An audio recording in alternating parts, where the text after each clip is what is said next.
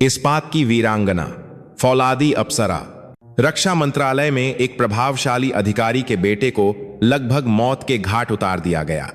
उस नरक के बीच में उसकी मां, जो सेना की पहली महिला जनरल थीं, ने हस्तक्षेप किया। अपने बेटे का बदला लेने के लिए शुरू हुआ युद्ध सेना के दिल को खा रहे विशाल भ्रष्टाचार के खिलाफ एक खूनी लड़ाई में बदल गया। एक फौलादी दिल वाली मां का क्रूर लेकिन संतोषजनक न्याय का हथौड़ा, जो अपने बेटे को छूने वाले किसी भी व्यक्ति की शक्ति और जीवन को नष्ट करने के लिए तैयार है, अब शुरू होता है। यदि आपको यह कहानी देखने के बाद पसंद आए तो कृपया सब्सक्राइब और लाइक करके हमारा समर्थन करें। धन्यवाद। Major general Ananya Sharma. उसके नाम के आगे हमेशा पहली महिला का विशेषण लगा रहता था।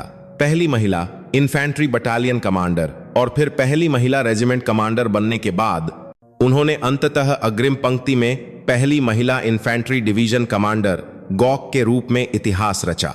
सेना में उन्हें इस्पात की वीरांगना का उपनाम दिया गया था। यह उपनाम किसी भी संकट में कभी न टूटने वाली उनकी दृढ़ता के प्रति सम्मान का प्रतीक था, यहां तक कि वह आग की लपटों से और भी मजबूत होकर उभरती थीं। उनका कार्यालय विलासिता से कोसों दूर था। एक विशाल ऑपरेशनल नक्शा, विभिन्न सैन्य रणनीति की किताबें और त्रुटिहीन रूप से व्यवस्थित दस्तावेजों के ढेर उनके व्यक्तित्व को दर्शाते थे। खिड़की के पार से अरुणाचल प्रदेश के घने और जंगली जंगलों का धुंधला विस्तार दिखाई दे रहा था। यह मातृभूमि की वह सीमा रेखा थी जिसकी वह अपनी जान से रक्षा करती थीं। उनके लिए एक और नाम था जो एक सैनिक के रूप में उनके जीवन जितना ही महत्वपूर्ण था। वह नाम मां था। 20 साल पहले अपनी व्यस्त दिनचर्या के बीच उन्हें एक चमत्कार की तरह एक बेटे विक्रम सिंह का आशीर्वाद मिला था। उनका बेटा उनकी एकमात्र कमजोरी थी और साथ ही उनके जीवित रहने का सबसे मजबूत कारण भी। जब विक्रम अनिवार्य सैन्य सेवा के लिए गया तो अनन्या जानबूझकर उसे छोड़ने नहीं गई। एक डिवीजन कमांडर के रूप में उन्हें हजारों नए सैनिकों के स्वागत समारोह का नेतृत्व करना था, लेकिन उनके पास अपने ही बेटे को वर्दी में देखने की हिम्मत नहीं थी। इस डर से कि एक मां के रूप में उनका प्यार एक कमांडर के रूप में उनके ठंडे फैसले को धुंधला कर देगा, उन्होंने अपने लिए और भी सख्त मानक लागू किए। विक्रम ने कभी अपनी मां से नफरत नहीं की। इसके बजाय शांति से, लेकिन किसी से भी अधिक दृढ़ आंखों से उसने सलाम किया और प्रशिक्षण केंद्र में कदम रखा। यह मेजर जनरल अनन्या शर्मा के बेटे की खासियत थी। वह शाम सामान्य रूप से बीत रही थी। जब वह अपने अधीन इकाइयों से साप्ताहिक प्रशिक्षण रिपोर्टों की समीक्षा कर रही थीं, तभी मेजर जनरल अनन्या की मेज पर फोन बजा।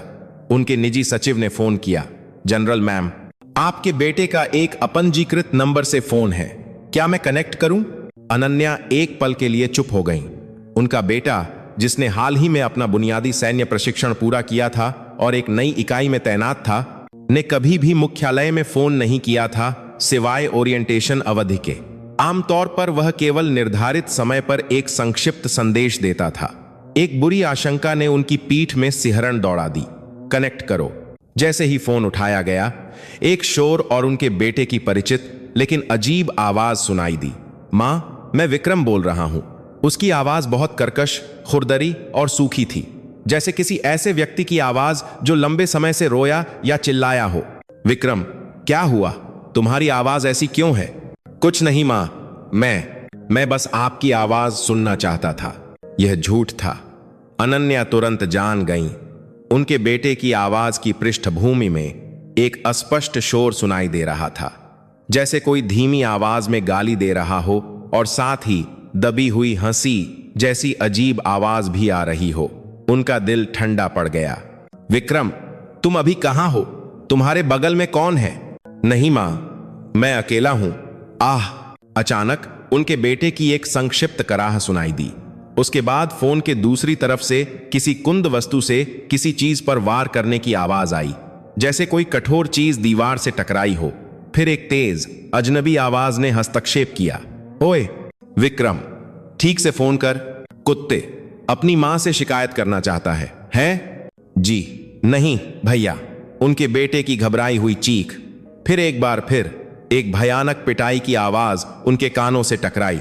फोन काट, कमीने, जब तक मैं अच्छा हूं। मां। फोन अचानक कट गया। अनन्या अभी भी फोन का रिसीवर पकड़े हुए जमी हुई थीं। कुछ सेकंड की खामोशी में वह बातचीत और आवाजें उनके दिमाग में हजारों बार दोहराई गईं। उनके बेटे की कर्कश आवाज, जबरदस्ती की गई याद की बातें और अजनबी आवाज और हिंसा जिसने सब कुछ नष्ट कर दिया। धीरे धीरे उन्होंने फोन का रिसीवर नीचे रखा।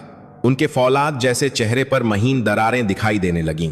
रिपोर्ट की जांच कर रहे एक कमांडर की ठंडी निगाह गायब हो गई थी। उसकी जगह एक शेरनी की आंखों की चमक ने ले ली थी, जो एक बुरी आशंका से घिरी हुई थी। वह अपनी कुर्सी से उछल पड़ी। एडीसी, अभी अंदर आओ। दरवाजा खुला और एक युवा कप्तान पूरी तरह से मुस्तैद होकर अंदर आया। यस जनरल मैम, आज दोपहर के सभी कार्यक्रम रद्द कर दो।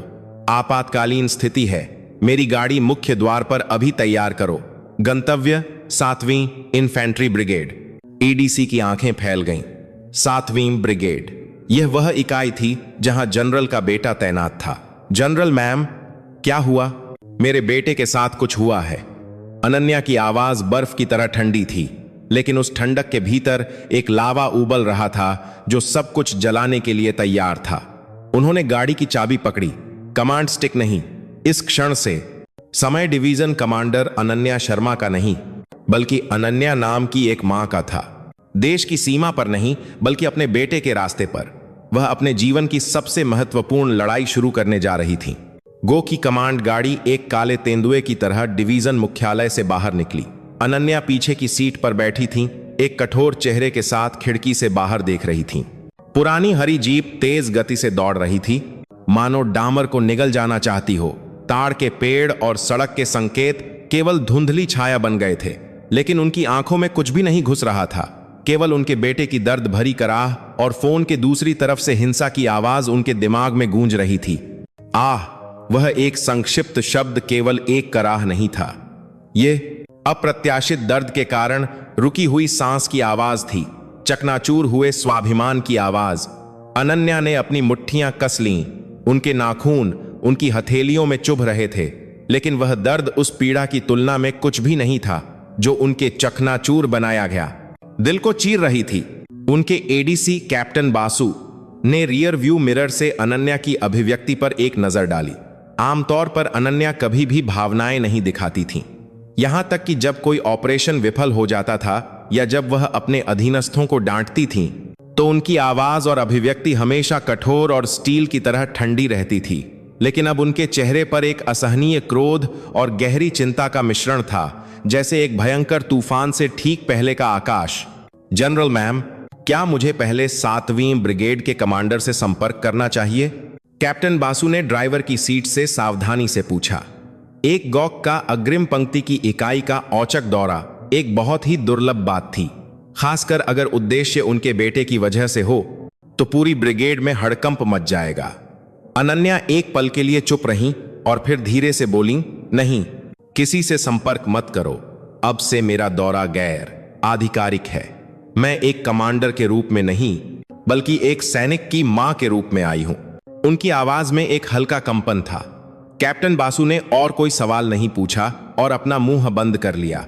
उन्हें एहसास हुआ कि वह अब एक भयंकर तूफान के केंद्र में प्रवेश कर रहे हैं। खिड़की के बाहर परिचित दृश्य गुजर रहे थे, वही सड़क जिससे वह विक्रम के साथ आखिरी बार गुजरी थीं जब वह सेना में शामिल होने से पहले गाड़ी चला रही थी। उस समय विक्रम यात्री सीट पर बैठकर सैन्य जीवन के बारे में, अपने अस्पष्ट भय और उत्साह के बारे में बता रहा था। मां, क्या मैं इसे अच्छी तरह से कर पाऊंगा? क्या मैं आपके नाम को शर्मिंदा करने वाला बच्चा तो नहीं बनूंगा? उस समय अनन्या ने अपने बेटे के सिर पर हाथ फेरा और कहा, विक्रम, मेरे बेटे होने से पहले तुम भारत गणराज्य के नागरिक हो। सबसे महत्वपूर्ण बात एक सैनिक के रूप में अपने कर्तव्य का पालन करना है। मेरे नाम के बारे में मत सोचो, बस एक कायर के रूप में मत जियो। किसी भी स्थिति में एक ऐसा व्यक्ति बनो जिस पर तुम खुद के सामने गर्व कर सको। उस समय उनकी अपनी आवाज कितनी ठंडी और क्रूर थी। उनका बेटा केवल प्रोत्साहन का एक गर्म शब्द सुनना चाहता था। अनन्या ने अपने होठों को काट लिया, अपने सीने से टकराते हुए पछतावे को महसूस किया। उन्होंने उसे एक कायर के रूप में न जीने की शिक्षा दी, लेकिन जब उनका बेटा अन्याय में कराह रहा था तो वह खुद कुछ नहीं जानती थीं। कुछ ही देर में गाड़ी 7वीं ब्रिगेड के गार्ड पोस्ट के सामने रुक गई। स्मारक पर भारत माता की जय का नारा उनकी आंखों में बहुत दर्दनाक लग रहा था। गार्ड पोस्ट पर तैनात 2 सैनिक एक गोक श्रेणी की कमांड गाड़ी देखकर चौंक गए और हड़बड़ी में दौड़ पड़े। जय हिंद, गुड आफ्टरनून सर। हवलदार मेजर उमर का सलाम पूरा भी नहीं हुआ था कि अनन्या गाड़ी से उतर गईं। उन्होंने सिविलियन कपड़े पहने थे, बिना किसी जनरल के रैंक या कमांडर के प्रतीक चिन्ह के, बिना मेकअप का चेहरा, कसकर बंधे बाल और एक साधारण जैकेट। उन्हें देखने वाला कोई भी उन्हें एक साधारण मध्यम आयु वर्ग की मां समझेगा। हवलदार उमर बहुत भ्रमित लग रहा था। एक जनरल की गाड़ी से उतरने वाली महिला एक साधारण नागरिक मां थी। एक संदिग्ध नजर के साथ उसने अनन्या को ऊपर से नीचे तक देखा। मिलने आई हैं? मैडम, अभी मिलने का समय नहीं है। कृपया प्रक्रिया के अनुसार अनुमति लें और सप्ताहांत में आएं। उसकी बात करने का तरीका कठोर और अभिमानी था। एक ऐसी आवाज जो नियमों का पालन करती थी, लेकिन जिसमें सहानुभूति का लेश मात्र भी नहीं था। यह एक तत्काल मामला है। मैं सिपाही विक्रम सिंह से मिलने का अनुरोध करती हूं। अनन्या ने अपनी भावनाओं को पूरी ताकत से नियंत्रित किया। हवलदार उमर व्यंग्यात्मक रूप से हंसा। मैडम, आप जानती हैं कि यह कहां है। यहां अपनी मर्जी से मत आओ। सेना रोने धोने की जगह नहीं है। हर किसी के पास तत्काल काम होता है। हर कोई अपने बच्चे को याद करता है, लेकिन वे खुद को नियंत्रित करते हैं और नियमों का पालन करते हैं। कृपया घर जाओ। रोने धोने की जगह नहीं। ये शब्द अनन्या के सीने में चाकू की तरह चुभ गए। जिस समय वह टूटे हुए दिल से आई थीं, यह सोचकर कि उनके बेटे को शायद प्रताड़ित किया जा रहा है, यह हवलदार नियमों और प्रक्रियाओं से उनका अपमान कर रहा था। अनन्या की आंखें बर्फ की तरह ठंडी हो गईं। नियम? अच्छा है, तो मुझे भी नियमों का पालन करना चाहिए। उन्होंने अपनी जैकेट की जेब से अपना पहचान पत्र निकाला और उसे हवलदार उमर की आंखों के सामने दिखाया। गहरे नीले रंग की पृष्ठभूमि पर 2 सुनहरे सितारे स्पष्ट रूप से अंकित थे। मेजर जनरल का पद, कमांडर 27वीं माउंटेन डिवीजन के लेखन के साथ मेजर जनरल अनन्या शर्मा का नाम हवलदार उमर की पुतलियों से टकराया। हवलदार उमर का चेहरा पीला पड़ गया। वह केवल अपनी आंखें झपका सकता था, जैसे कोई व्यक्ति सांस लेना भूल गया हो। पहचान पत्र और अनन्या के चेहरे के बीच बारी बारी से देख रहा था। उसका दिमाग इस वास्तविकता को स्वीकार करने से इनकार कर रहा था कि जिस महिला को उसने अभी अभी मैडम कहा था और जिसका उसने अपमान किया था, वह उसके डिवीजन की सर्वोच्च कमांडर थी। हवलदार मेजर उमर। अनन्या ने उसका नाम बर्फ की तरह ठंडी आवाज में पुकारा। मैं तुम्हें 5 मिनट का समय देती हूं। तुरंत अपने सीधे वरिष्ठ बटालियन कमांडर को मेरे आगमन की सूचना दो और सिपाही विक्रम सिंह को इस गार्ड पोस्ट पर लाओ। अगर 5 मिनट में मैंने अपने बेटे को नहीं देखा तो समझ लेना कि तुम्हारा सैन्य करियर आज ही समाप्त हो गया। समझे? हवलदार उमर डर से कांप गया और लगभग चीख जैसी आवाज में चिल्लाया, जी समझ गया कमांडर। वह गार्ड पोस्ट के अंदर बेतहाशा भागा। फोन पकड़े हुए उसके हाथ हवा में एक पत्ते की तरह कांप रहे थे। गार्ड पोस्ट पर जमे हुए माहौल के बीच अनन्या अकेली तनकर खड़ी थीं। उनके पीछे कैप्टन बासु ने अपना थूक निगला। इस्पात की वीरांगना ने आखिरकार अपने पंख फड़फड़ाने शुरू कर दिए थे। उसके विशाल पंखों की फड़फड़ाहट से जो तूफान आने वाला था, वह अभी शुरू ही हुआ था। हवलदार मेजर उमर के भाग जाने के बाद गार्ड पोस्ट पर भारी खामोशी छा गई। अनन्या बिना हिले डुले खड़ी रहीं। उनकी निगाहें मुख्यालय के अंदर जाने वाली सड़क के अंत पर टिकी थीं। मानो उनकी आंखों में बाज की नजर हो। वह उस पार अपने बेटे की आकृति को खोजने की कोशिश कर रही थीं। जैसे जैसे समय बीतता गया, गार्ड पोस्ट के आसपास की हवा और ठंडी होती गई। जो गार्ड सैनिक पहले उन्हें भ्रम से देख रहे थे, अब वे अपना सिर उठाने की भी हिम्मत नहीं कर रहे थे। एक डिवीजन कमांडर के नाम का बोझ वास्तव में बहुत बड़ा था। एक ऐसी शख्सियत जिसे एक साधारण सैनिक शायद जीवन भर कभी नहीं मिल पाता। अब वह शख्सियत बिना किसी सूचना के प्रकट हुई थी। सभी कमांडरों को लांघकर सीधे गार्ड पोस्ट के सामने खड़ी थी। कुछ क्षणों बाद एक तेज रफ्तार से आती हुई सैन्य जीप की आवाज ने खामोशी को तोड़ा। जीप गार्ड पोस्ट के सामने अचानक रुकी और धूल के बैठने से पहले ड्राइवर और यात्री सीटों से 2 अधिकारी बाहर कूदे। एक अधेड़ उम्र का, तोंद वाला मध्य रैंक का अधिकारी और एक युवा कप्तान। वे battalion commander lieutenant colonel Buddhi प्रकाश और उस कंपनी के कमांडर थे जहां विक्रम सेवा कर रहा था, कैप्टन रहमत खान। उनके चेहरे इतने पीले थे मानो उन्होंने अभी अभी कोई बुरी खबर सुनी हो और वे अनन्या की ओर भागे। जय हिंद battalion commander lieutenant colonel Buddhi Prakash general ma'am को सलाम करते हैं। जय हिंद कंपनी कमांडर कैप्टन रहमत खान। उनके जोरदार सलाम गार्ड पोस्ट में गूंज रहे थे, लेकिन डर के मारे कांप रहे थे। अनन्या ने उनके सलाम का जवाब नहीं दिया, बस उन्हें ऊपर से नीचे तक ठंडी नजरों से देखा। तुम दोनों इस यूनिट के कमांडर हो? जी हाँ कमांडर, लेकिन जनरल मैम बिना किसी सूचना के क्यों आई हैं? लेफ्टिनेंट कर्नल बुद्धि ने पसीने से तरबतर होते हुए पूछा। उसकी आंखें बेचैनी से घूम रही थीं। एक ऐसे व्यक्ति का विशिष्ट व्यवहार जो कुछ छिपा रहा हो। मेरा बेटा कहाँ है? सिपाही विक्रम सिंह। अनन्या की आवाज में कोई भावना नहीं थी, केवल एक यांत्रिक आवाज जो तथ्यों की पुष्टि करना चाहती थी। उनका सवाल सुनकर लेफ्टिनेंट कर्नल बुद्धि और कैप्टन रहमत के चेहरे तन गए। दोनों ने एक पल के लिए एक दूसरे को देखा, फिर कैप्टन रहमत आगे बढ़ा। सिपाही विक्रम सिंह कमांडर इस समय पॉलीक्लिनिक में आराम कर रहा है।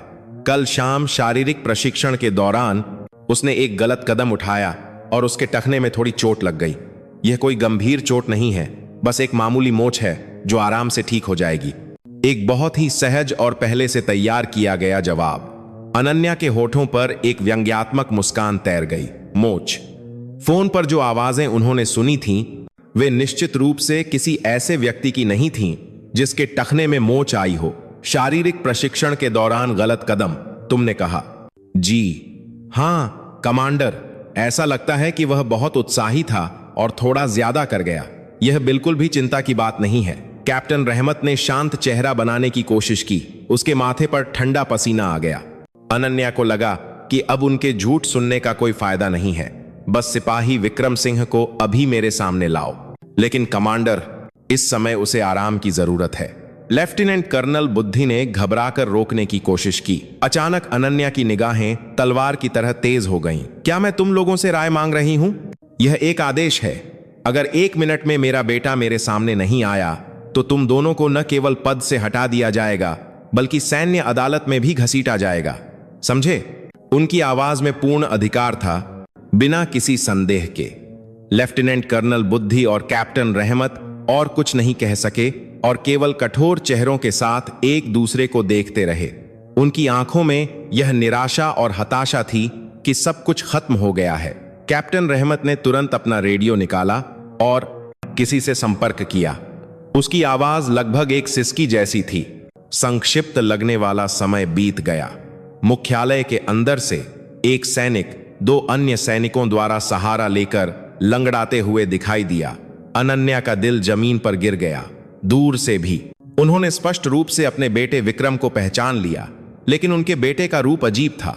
कैप्टन रहमत की रिपोर्ट के अनुसार उसके टखने में चोट लगनी चाहिए थी, लेकिन विक्रम सामान्य रूप से चल रहा था। इसके बजाय उसका आधा चेहरा बुरी तरह से सूजा हुआ था, जो अप्राकृतिक लग रहा था, और उसके होंठ फटे और खून से सने थे। उसकी वर्दी के कॉलर के पीछे से दिखाई देने वाली उसकी गर्दन पर नीले रंग के खरोंच के निशान साफ दिखाई दे रहे थे। अनन्या को विश्वास नहीं हो रहा था कि वह क्या देख रही हैं। क्या यह वाकई उनका बेटा था? वही बेटा जो 1 महीने पहले प्रशिक्षण केंद्र से शान से निकला था। विक्रम ने अपनी मां को गार्ड पोस्ट के सामने खड़ा देखा और चलना बंद कर दिया। उसकी आंखें अविश्वास में फैल गईं। कुछ ही देर में उसकी आंखों में आंसू भर आए। उसने अपने होठों को काट कर रोने की कोशिश की, लेकिन उसके कंधे बुरी तरह कांप रहे थे। अनन्या धीरे धीरे अपने बेटे के पास गईं। हर कदम ऐसा लग रहा था मानो पृथ्वी उनके पैरों के नीचे धंस रही हो। उनके बेटे का सूजा हुआ चेहरा, उसकी आंखों में भरा डर और उदासी, उसका दयनीय रूप जो अपनी ही मां के पास आने से हिचकिचा रहा था, यह सब उनके दिल को टुकड़े टुकड़े कर रहा था। आखिरकार जब वह अपने बेटे के सामने खड़ी हुई तो अनन्या कुछ नहीं कह सकी। कांपते हाथों से उन्होंने अपना हाथ उठाया और सावधानी से अपने बेटे के सूजे हुए गाल को सहलाया। उनके बेटे की त्वचा अंगारों की तरह गर्म महसूस हो रही थी।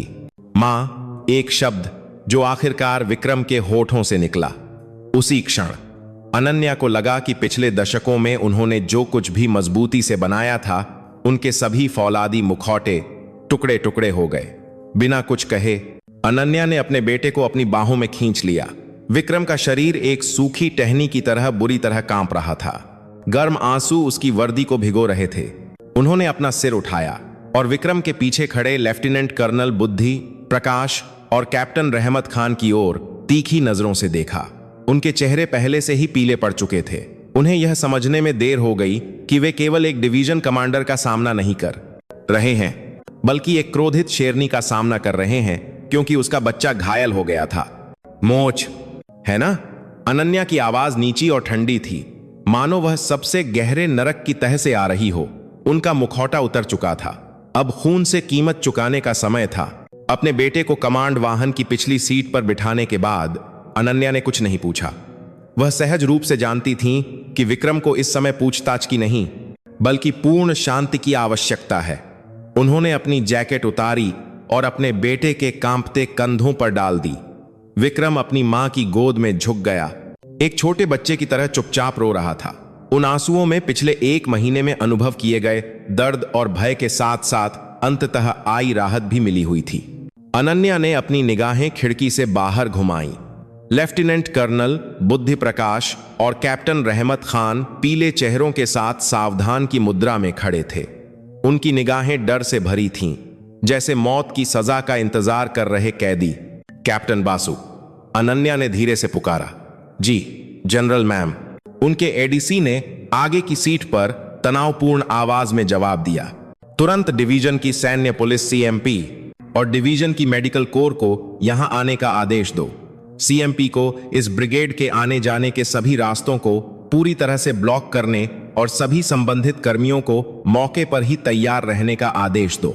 मेडिकल कोर से एक आपातकालीन मेडिकल इवैक्यूएशन हेलीकॉप्टर तैयार करने के लिए कहो। मेरे बेटे को नजदीकी सिविल अस्पताल में नहीं ले जाया जाएगा, बल्कि सीधे रिसर्च एंड रेफरल आर अस्पताल दिल्ली ले जाया जाएगा। उनकी आवाज ठंडी और दृढ़ थी। उनके दिमाग में जो कुछ भी होने वाला था उसकी योजना बन चुकी थी। यह केवल यूनिट में हिंसा का एक साधारण मामला नहीं था, यह एक गंभीर अपराध था जिसे कमांडरों द्वारा व्यवस्थित रूप से छिपाने की कोशिश की गई थी। तो इस ब्रिगेड की पॉलीक्लिनिक पर भी भरोसा नहीं किया जा सकता था। जी, आदेश का पालन होगा। कैप्टन बासु ने आदेश देने के लिए तुरंत अपना सैटेलाइट फोन निकाला। यह देखकर लेफ्टिनेंट कर्नल बुद्धि प्रकाश का चेहरा राख जैसा हो गया। डिवीजन की सैन्य पुलिस और मेडिकल हेलीकॉप्टर। उसे एहसास हुआ कि यह मामला उस स्तर तक बढ़ गया है जिसे अब ठीक नहीं किया जा सकता है। जी जनरल मैम, कृपया पुनर्विचार करें। हम इस मामले को आंतरिक रूप से सुलझा सकते हैं। लेफ्टिनेंट कर्नल बुद्धि ने घबराकर विनती करने की कोशिश की, लेकिन अनन्या ने उसे ठंडे स्वर में काट दिया। चुप रहो, अब तुम्हें बोलने का कोई अधिकार नहीं है। उन्होंने कार का दरवाजा खोला और नीचे उतरी। फिर दृढ़ कदमों से लेफ्टिनेंट कर्नल बुद्धि प्रकाश और कैप्टन रहमत खान की ओर चलीं। दोनों कमांडर अनजाने में एक कदम पीछे हट गए। वे अनन्या की आंखों की उस आग को सहन नहीं कर सके जो गुस्से से जल रही थी। तुम दोनों मेरे बेटे की हालत देखने के बाद भी कह सकते हो कि यह सिर्फ एक मोच है। वह रिपोर्ट थी जो हमें मिली थी। तुम्हें ऐसी झूठी रिपोर्ट किसने दी? या शायद तुम लोगों ने मेरे बेटे की हालत की सीधे जांच भी नहीं की? अनन्या के आरोप पर दोनों जवाब नहीं दे सके। वे बस अपने होठों को काटते हुए सिर झुकाए रहे। ठीक है, तो मैं खुद जांच करूंगी। अनन्या बिना किसी हिचकिचाहट के पॉलीक्लिनिक की ओर चलीं। लेफ्टिनेंट कर्नल बुद्धि और कैप्टन रहमत घबराकर उनके पीछे पीछे चले। ब्रिगेड के सैनिक केवल दूर से सांस रोके हुए उस दृश्य को देख रहे थे। उनके चेहरों पर डर के अलावा थोड़ी उम्मीद भी झलक रही थी। एक सर्जन आखिरकार उस फोड़े को हटाने के लिए आया था जो सड़ चुका था। पॉलीक्लिनिक मुख्यालय के एक कोने में एक पुरानी इमारत थी। जब दरवाजा खुला तो कीटाणुनाशक की गंध फफूंद की बासी गंध के साथ मिलकर नाक में चुभ गई। ड्यूटी पर मौजूद मेडिकल स्टाफ और सैन्य डॉक्टर डिवीजन कमांडर के आगमन को देखकर चौंक गए और तुरंत सीधे खड़े हो गए।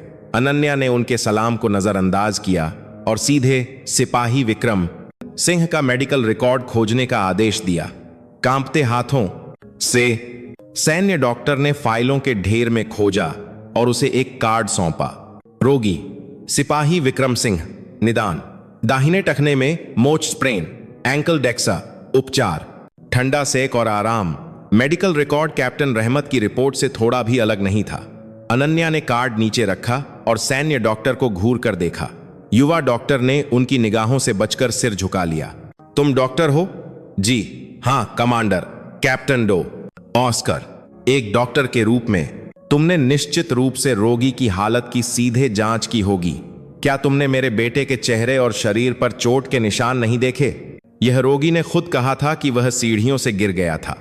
सीढ़ियों से गिरने से उसका आधा चेहरा बुरी तरह सूज सकता है और केवल उसकी गर्दन पर खरोंच आ सकती है। और तुमने एक ऐसे रोगी के लिए दर्द निवारक क्यों लिखी जिसके टखने में मोच आई है? अनन्या ने नुस्खे कार्ड के कोने में छोटे अक्षरों में लिखे ट्रामाडोल HCl की ओर इशारा किया। यह एक शक्तिशाली ओपियोइड दर्द निवारक था जिसका उपयोग कभी भी सामान्य मोच के मामलों के लिए नहीं किया जाता था। एक दवा जिसका उपयोग हड्डी टूटने या सर्जरी के बाद गंभीर दर्द को नियंत्रित करने के लिए किया जाता था। सैन्य डॉक्टर का चेहरा नीला पड़ गया। वह इसलिए क्योंकि रोगी बहुत दर्द की शिकायत कर रहा था। झूठ, अनन्या ने ठंडी फुसफुसाहट में कहा। उन्होंने पहले सेना की मेडिकल कोर में सेवा की थी, इसीलिए वह दवाओं के बारे में अच्छी तरह जानती थी। ट्रामाडोल एक ऐसी दवा थी जिसका उपयोग नशे के जोखिम के कारण सैन्य वातावरण में बहुत सख्ती से नियंत्रित किया जाता। केवल मोच वाले रोगी के लिए इस दवा को लिखना अप्रत्यक्ष रूप से यह साबित करता था कि वास्तविक स्थिति कितनी गंभीर थी। स्पष्ट था कि किसी ने इस दवा को जबरन लिखवाया था ताकि उनके बेटे के दर्द भरे मुंह को चुप कराया जा सके और उसे बाहरी अस्पताल ले जाने से रोका जा सके। एक्सरे लाओ। सैन्य डॉक्टर लगभग रोते हुए चेहरे के साथ एक्सरे रूम की ओर भागा। एक क्षण बाद वह विक्रम के टखने की एक्सरे फिल्म लेकर लौटा। अनन्या ने उसे लिया और लाइट बॉक्स पर रखा। पहली नजर में हड्डियां सामान्य लग रही थीं, लेकिन वह एक विशेषज्ञ थीं जिन्होंने कई घायल सैनिकों को देखा था। उन्होंने अपनी आंखें सिकोड़ी और फिल्म के एक हिस्से पर ध्यान केंद्रित किया और अंत में उन्होंने उसे ढूंढ लिया। मैलियोलस हड्डी के नीचे एक बहुत पतली रेखा, नग्न आंखों से लगभग अदृश्य। यह एक हेयरलाइन फ्रैक्चर है। अनन्या ने धीरे से फुसफुसाया। माइक्रो फ्रैक्चर, केवल मोच नहीं, यह बाहरी प्रभाव का स्पष्ट प्रमाण है जो हड्डी को तोड़ने के लिए पर्याप्त मजबूत था। बहुत संभावना है कि किसी ने जानबूझकर उनके बेटे के टखने पर पैर रखा या लात मारी थी। उसी समय पॉलीक्लिनिक का दरवाजा धीरे से खुला और एक सैनिक अंदर आया। उसका चेहरा पतला था और डरा हुआ लग रहा था, शायद विक्रम का बैचमेट। जब उसकी आंखें अनन्या से मिलीं, तो वह चौंक गया और सिर झुका लिया। वह कोने में डिस्पेंसर के पास गया, पानी लेने का नाटक करते हुए, और अनन्या के पास से गुजरा। तभी सैनिक के हाथ से एक छोटा मुड़ा हुआ कागज का टुकड़ा फर्श पर गिर गया। मानो अनजाने में अनन्या ने अनजाने में उस कागज को उठा लिया। सैनिक जल्दी से पॉलीक्लिनिक से बाहर निकल गया। अनन्या ने चारों ओर देखा और फिर चुपचाप उस कागज को खोला। उसके अंदर पेंसिल से कांपते हुए अक्षरों में लिखा था, यह हवलदार दिनेश राणा का काम है। उसके पिता रक्षा मंत्रालय में बहुत महत्वपूर्ण व्यक्ति हैं, सब जानते हैं, लेकिन कोई बोलने की हिम्मत नहीं करता। कृपया विक्रम को बचाएं। कागज पढ़ने वाले अनन्या के हाथ हल्के से कांप गए। हवलदार दिनेश राणा और रक्षा मंत्रालय में एक महत्वपूर्ण व्यक्ति। अब पहेली के सभी टुकड़े एक साथ जुड़ गए। यह केवल हिंसा का मामला नहीं था, बल्कि सत्ता द्वारा संरक्षित एक संगठित अपराध था। उसकी आंखों में ठंडे गुस्से की आग भड़क उठी। सच्चाई की रूपरेखा सामने आ चुकी थी। जो बचा था वह केवल राक्षस के दिल में तलवार घोंपना था। कागज पकड़े हुए अनन्या के हाथ बुरी तरह कांप रहे थे। हवलदार दिनेश राणा, रक्षा मंत्रालय के एक उच्च पदस्थ अधिकारी का बेटा। सभी सवालों के जवाब मिल गए। साथ ही उन्हें एहसास हुआ कि उनके सामने एक बहुत बड़ी दीवार खड़ी है। यही कारण था कि बटालियन कमांडर और कंपनी कमांडर इस मामले को दबाने की पूरी कोशिश कर रहे थे। यही कारण था कि युवा सैन्य डॉक्टर को स्पष्ट दुर्व्यवहार के निशान देखने के बावजूद झूठा मेडिकल रिकॉर्ड लिखने के लिए मजबूर किया गया था। इस सब के पीछे सत्ता की एक बड़ी छाया फैली हुई थी। उन्होंने कागज को अपनी जेब में गहराई से डाला और एक्सरे फिल्म लेकर पॉलीक्लिनिक से बाहर निकली। बाहर लेफ्टिनेंट कर्नल बुद्धि प्रकाश और कैप्टन रहमत खान, जो चिंता से इंतजार कर रहे थे, उनके चेहरे पर बर्फ की तरह ठंडी अभिव्यक्ति देखकर थूक निगल गए। लेफ्टिनेंट कर्नल बुद्धि, जी जनरल मैम। इस एक्सरे फिल्म को देखने के बाद क्या तुम अब भी कह सकते हो कि यह सिर्फ एक मोच है? अनन्या ने फिल्म को लेफ्टिनेंट कर्नल बुद्धि के चेहरे के सामने कर दिया। फिल्म में स्पष्ट रूप से दिखाई देने वाले हेयरलाइन फ्रैक्चर के निशान। लेफ्टिनेंट कर्नल बुद्धि की पुतलियां बुरी तरह कांप गईं। हमें इसकी जांच करने का समय नहीं मिला कमांडर। हमने केवल सैन्य डॉक्टर की रिपोर्ट पर विश्वास किया। एक कायरतापूर्ण बहाना, अधीनस्थों पर जिम्मेदारी डालने का विशिष्ट व्यवहार। अनन्या की तिरस्कारपूर्ण निगाहें उसके चेहरे पर टिकी थीं। समय नहीं मिला या जानबूझकर अनजान बने रहे, क्योंकि तुम जानते हो कि हवलदार दिनेश राणा का पिता कौन है ना? जैसे ही हवलदार दिनेश राणा का नाम अनन्या के मुंह से निकला, लेफ्टिनेंट कर्नल बुद्धि और कैप्टन रहमत के चेहरे पीले पड़ गए। वे ऐसे जम गए जैसे उन्होंने कोई भूत देख लिया हो। यह तथ्य कि अनन्या सब कुछ जान चुकी थीं, उनके लिए मौत की सजा के समान था। जनरल मैम, आपका क्या मतलब है? अब और बचने की कोशिश मत करो। जिस सच्चाई को तुम लोग छिपाने की कोशिश कर रहे हो, उसे मैं खुद उजागर करूंगी। अब से यह मामला डिवीजन कमांडर के अधिकार के तहत डिवीजन की सैन्य पुलिस द्वारा सीधे जांचा जाएगा। तुम दोनों को तुरंत सभी पदों से मुक्त कर दिया जाता है और जांच पूरी होने तक मौके पर ही तैयार रहो। और हवलदार दिनेश राणा, उसे अभी गिरफ्तार करो और सीएमपी मुख्यालय ले आओ। उनकी घोषणा पूरी ब्रिगेड में गड़गड़ाहट की तरह गूंज गई। कमांडरों का निलंबन, एक हवलदार रैंक के सैनिक की आपातकालीन गिरफ्तारी, यह एक बहुत ही असाधारण कार्रवाई थी जिसमें एक डिवीजन कमांडर के पास मौजूद अधिकतम अधिकार का उपयोग किया गया था। उसी समय दूर से प्रोपेलर की आवाज सुनाई देने लगी। आकाश में एक स्पष्ट रेड क्रॉस वाला मेडिकल इवैक्यूएशन हेलीकॉप्टर धूल उड़ाते हुए परेड ग्राउंड पर उतरता हुआ दिखाई दिया। अनन्या के आदेश जारी होने के केवल 10 मिनट बाद जैसे ही हेलीकॉप्टर उतरा, पूरी तरह से सशस्त्र सैन्य पुलिस के सदस्य बाहर निकले। बिना किसी हिचकिचाहट के उन्होंने बटालियन मुख्यालय और पॉलीक्लिनिक जैसी मुख्य सुविधाओं को सुरक्षित करना शुरू कर दिया। फिर स्ट्रेचर ले जाने वाले मेडिकल स्टाफ अनन्या की कमांड गाड़ी की ओर भागे। लेफ्टिनेंट कर्नल बुद्धि प्रकाश केवल निराशा से उस दृश्य को देख सकता था। अनन्या केवल धमकी नहीं दे रही थी, वह वास्तव में इस ब्रिगेड को उलटने का इरादा रखती थी। एक सहज भय से अभिभूत होकर उसने अंतिम प्रतिरोध का प्रयास किया। जनरल मैम, कृपया ऐसा न करें। अगर यह मामला बाहर फैलता है तो पूरे डिवीजन की प्रतिष्ठा धूमिल हो जाएगी। हम इसे चुपचाप सुलझा सकते हैं। मुझे एक और मौका दें। वह लगभग अनन्या के सामने घुटनों पर बैठ गया, लेकिन अनन्या ने ठंडे स्वर में मुड़कर कहा, प्रतिष्ठा? एक सड़े हुए घाव को फटे कपड़े से ढकने से प्रतिष्ठा नहीं बनी रहेगी, बल्कि वह मवाद पूरे शरीर में फैल जाएगा और सबको मार डालेगा। जिसे तुम लोग बचाने की कोशिश कर रहे हो वह डिवीजन की प्रतिष्ठा नहीं है, बल्कि सत्ता से चिपकी तुम्हारी अपनी स्थिति है। उन्होंने अपने बेटे की पीठ को देखा जिसे मेडिकल स्टाफ हेलीकॉप्टर की ओर ले जा रहा था। उस पतली और कमजोर आकृति ने उनके दिल में आग लगा दी। अकेलीज हील, एक ऐसी परम वर्जना जिसे किसी को भी छूना नहीं चाहिए था। उन्होंने उसकी अकेलीज हील को छूने की हिम्मत की थी। हेलीकॉप्टर में चढ़ने से पहले अनन्या ने अपने एडीसी को बुलाया। कैप्टन बासु, अपने सीधे वरिष्ठ कोर कमांडर को फोन करो। 5 और 1 के सिद्धांत के अनुसार सटीक रूप से रिपोर्ट करो कि मैं कहां हूं और क्या कर रही हूं, और यह संदेश देना सुनिश्चित करो।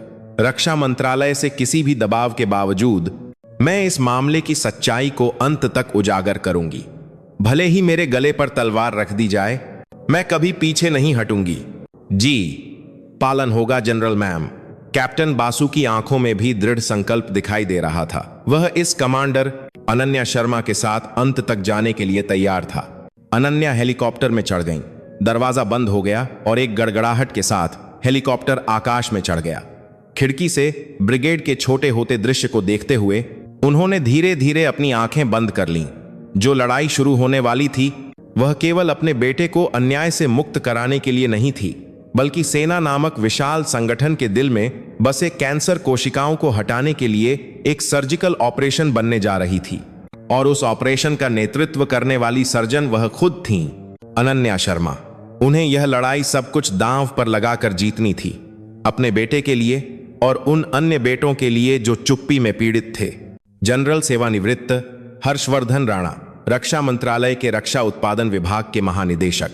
उनका कार्यालय रक्षा मंत्रालय की मुख्य इमारत की सबसे ऊपरी मंजिल पर स्थित था, जहां से इंडिया गेट का स्पष्ट दृश्य दिखाई देता था।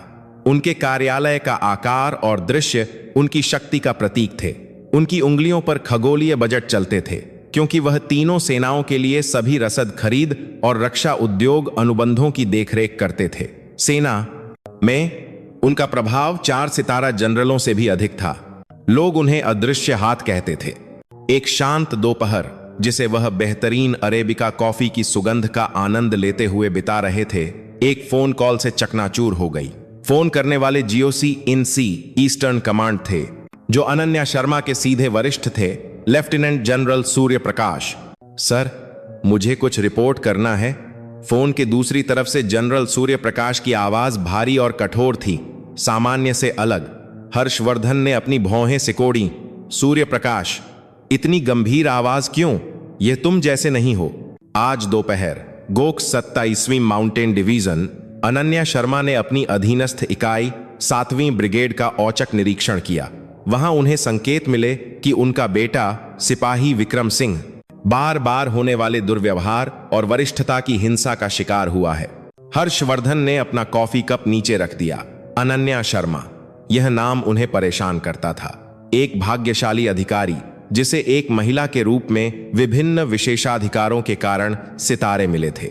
वह अनन्या का मूल्यांकन इसी तरह करते थे। तो ऐसी चीजें सेना में आम हैं। क्या सिर्फ इसलिए एक गोक को सीधे हस्तक्षेप करना चाहिए? समस्या यह है कि जिस सैनिक पर अपराधी होने का आरोप है, वह महानिदेशक महोदय का बेटा है, हवलदार दिनेश राणा। तुरंत हर्षवर्धन का चेहरा ठंडा पड़ गया। उनकी शांति का कोई निशान नहीं बचा। तुमने क्या कहा? गोखी अनन्या ने इस समय हवलदार दिनेश राणा की आपातकालीन गिरफ्तारी का आदेश दिया है और सभी संबंधित यूनिट कमांडरों को निलंबित कर दिया है। उन्होंने घोषणा की है कि वह इस पूरे मामले की जांच सीधे डिवीजन की सैन्य पुलिस के अधीन करेंगी। सिपाही विक्रम सिंह इस समय आर अस्पताल दिल्ली में आपातकालीन निकासी की प्रक्रिया में है। हर्षवर्धन का दिमाग तेजी से घूम रहा था। उनके बेटे ने फिर से गड़बड़ कर दी थी और इस बार प्रतिद्वंद्वी बहुत प्रतिकूल था। पहली महिला गौक अनन्या शर्मा, एक ऐसी शख्सियत जो मीडिया की सुर्खियों में थी। अगर यह मामला बाहर लीक हो गया तो यह एक बेकाबू जंगली आग बन जाएगा। सूर्य प्रकाश, तुरंत उस औरत अनन्या को फोन करो और उसे अपनी सभी कार्रवाइयां रोकने के लिए कहो। वह किस तरह की गौक है जो रक्षा मंत्रालय के महानिदेशक के बेटे के साथ खिलवाड़ करने की हिम्मत करती है? यह स्पष्ट रूप से अधिकार का दुरुपयोग और धमकी है। उनकी आवाज गुस्से और स्पष्ट झुंझलाहट से भरी थी। सर, यह करना मुश्किल है। गोक अनन्या ने व्यक्तिगत रूप से मुझे रिपोर्ट किया है कि वह रक्षा मंत्रालय से किसी भी दबाव के बावजूद पीछे नहीं हटेंगी। मेरे पास एक डिवीजन कमांडर की वैध कमांड कार्रवाई को रोकने का कोई कारण नहीं है। लेफ्टिनेंट जनरल सूर्य प्रकाश ने दृढ़ता से कहा। वह हर्षवर्धन के आदमियों में से नहीं, वह सेना में एक सीधे सादे व्यक्ति के रूप में जाने जाते थे, जो केवल अपनी क्षमता के बल पर नीचे से ऊपर आए थे। हर्षवर्धन गुर्राए। कारण बनाए जा सकते हैं सूर्य प्रकाश। अगर तुम अपना पद नहीं खोना चाहते तो अपने व्यवहार पर ध्यान दो। यह एक अनुरोध नहीं बल्कि एक चेतावनी है। हर्षवर्धन ने एक तरफा फोन काट दिया। उन्होंने अपनी मेज की दराज खोली और एक गुप्त नोटबुक निकाली। उसमें रक्षा मंत्रालय, सेना और राजनीति में महत्वपूर्ण अधिकारियों के संपर्क नंबर और कमजोरियां लिखी हुई थीं। यह उस अदृश्य हाथ का वास्तविक रूप था जिसे उन्होंने दशकों में बनाया था। उन्होंने पहली कॉल की। उनका लक्ष्य इंस्पेक्टर जनरल आर्म्ड फोर्सेस थे। मैं हर्षवर्धन बोल रहा हूं। क्या तुमने सुना है कि 27वीं डिवीजन में क्या हुआ? गो की अनन्या अपने बेटे के व्यक्तिगत मामले में पूरे सेना को घसीटते हुए अपने अधिकार का दुरुपयोग कर रही हैं। यह सिर्फ एक महिला का उन्माद है जो आधिकारिक और व्यक्तिगत मामलों के बीच अंतर नहीं कर सकती। तुरंत गो की अनन्या के अधिकार के दुरुपयोग की जांच के लिए एक निरीक्षण दल भेजो। विशेष रूप से यह तथ्य कि उन्होंने अपने बेटे को अपने ही कमांड के तहत एक यूनिट में रखा है। यह पहले से ही भाई भतीजावाद की बहुत बड़ी संभावना है। अगली कॉल एक राष्ट्रीय समाचार पत्र के मुख्य संपादक को थी। दोस्त, मैं हूं। एक दिलचस्प खबर चाहिए। पहली महिला गौक मेजर जनरल अनन्या शर्मा का छिपा हुआ पक्ष। एक सत्तावादी कमांडर जो अपने बच्चे की समस्या से अंधी होकर अपनी यूनिट को तहस नहस कर रही है। अच्छी तस्वीर है ना? कल सुबह के अखबार के पहले पन्ने पर इसे बड़ा बड़ा छापो। हर्षवर्धन रुके नहीं। उन्होंने अपने सभी नेटवर्कों और शक्तियों का उपयोग करके अनन्या पर दबाव बनाना शुरू कर दिया। उन्होंने अनन्या की छवि को एक भावनात्मक महिला कमांडर में बदलने के लिए एक जनमत युद्ध शुरू किया, जो व्यक्तिगत प्रतिशोध के लिए पूरी सेना को खतरे में डाल रही थी। साथ ही रक्षा मंत्रालय के भीतर आधिकारिक चैनलों के माध्यम से उनके कमांड अधिकार पर सवाल उठाने की कोशिश कर रही थी। उन्हें अपने बेटे द्वारा की गई हिंसा की बिल्कुल भी परवाह नहीं थी। उनके लिए जो महत्वपूर्ण था वह केवल अपनी शक्ति और छवि को बनाए रखना था। वह उस अनन्या नाम की महिला को यह महसूस कराना चाहते थे कि उनके बेटे को छूने की हिम्मत करने का परिणाम कितना दर्दनाक होता है। सभी कॉल पूरी करने के बाद हर्षवर्धन फिर से खिड़की के पास गए। उनकी आंखों में दिल्ली का रात का दृश्य एक विशाल साम्राज्य जैसा लग रहा था, जो उनके चरणों में झुका हुआ था। उन्हें बिना किसी संदेह के विश्वास था कि वह इस साम्राज्य के राजा हैं। अनन्या, भले ही तुम एक इस्पात की वीरांगना हो, तुम मेरी पकड़ से नहीं बच पाओगी। उन्होंने अपनी जीत के प्रति आश्वस्त होकर व्यंग्यात्मक रूप से मुस्कुराया। अदृश्य हाथ ने चलना शुरू कर दिया था। एक विशाल साजिश का जाल अनन्या और उनके बेटे की ओर फेंका जाने लगा, जो आर अस्पताल दिल्ली की ओर जा रहे थे। लेकिन वह एक बात भूल गए थे कि इस्पात की वीरांगना संकट के क्षणों में सबसे तेज आग जलाएगी, और एक मां का प्यार किसी भी शक्ति के जाल को जलाने के लिए काफी गर्म होता है। आर अस्पताल दिल्ली का आपातकालीन कक्ष युद्ध के मैदान की तरह कोलाहलपूर्ण था। दर्द की कराहें, मेडिकल टीम के जल्दबाजी वाले कदम और चिकित्सा उपकरणों से चेतावनी की आवाजें मिलकर एक अराजकता पैदा कर रही थीं। अनन्या ने अपने बेटे का हाथ कसकर पकड़ रखा था। आपातकालीन उपचार की प्रक्रिया को चुपचाप देख रही थीं। विक्रम बिस्तर पर लेटा हुआ था। उसकी शर्ट उतरी हुई थी। उसका शरीर, जो पहले वर्दी के नीचे छिपा हुआ था, एक दयनीय स्थिति में था। उसकी गोरी त्वचा पर लगभग कोई भी हिस्सा साबुत नहीं था, जो काले और नीले खरोंचों से भरा था। विशेष रूप से उसकी कमर और पीठ पर खरोंचें धारियों के रूप में बनी हुई थीं, मानो उसे किसी वस्तु से बार बार पीटा गया हो, जैसे किसी जंगली जानवर के पंजे के निशान। एक युवा रेजिडेंट डॉक्टर जो आगे की जांच के लिए आया था, विक्रम के शरीर को देखकर चौंक गया और अनन्या को देखा। मैम, माफ कीजिए। जनरल मैम, यह सामान्य दुर्व्यवहार का स्तर नहीं है। मुझे संदेह है कि कोई आंतरिक अंग फट गया है। हमें तुरंत सीटी स्कैन करना होगा। अनन्या ने चुपचाप सिर हिलाया। उनकी आंखें अपने बेटे के शरीर पर हर घाव के निशान को दर्ज कर रही थीं, यह सोचकर कि हर खरोंच उस पीड़ा का समय था जिसे उनके बेटे को सहना पड़ा। उनका दिल ऐसा महसूस हो रहा था जैसे उसे काटा जा रहा हो। विक्रम दर्द के बावजूद जैसे ही होश में आया, उसने अपनी मां का हाथ और कसकर पकड़ लिया।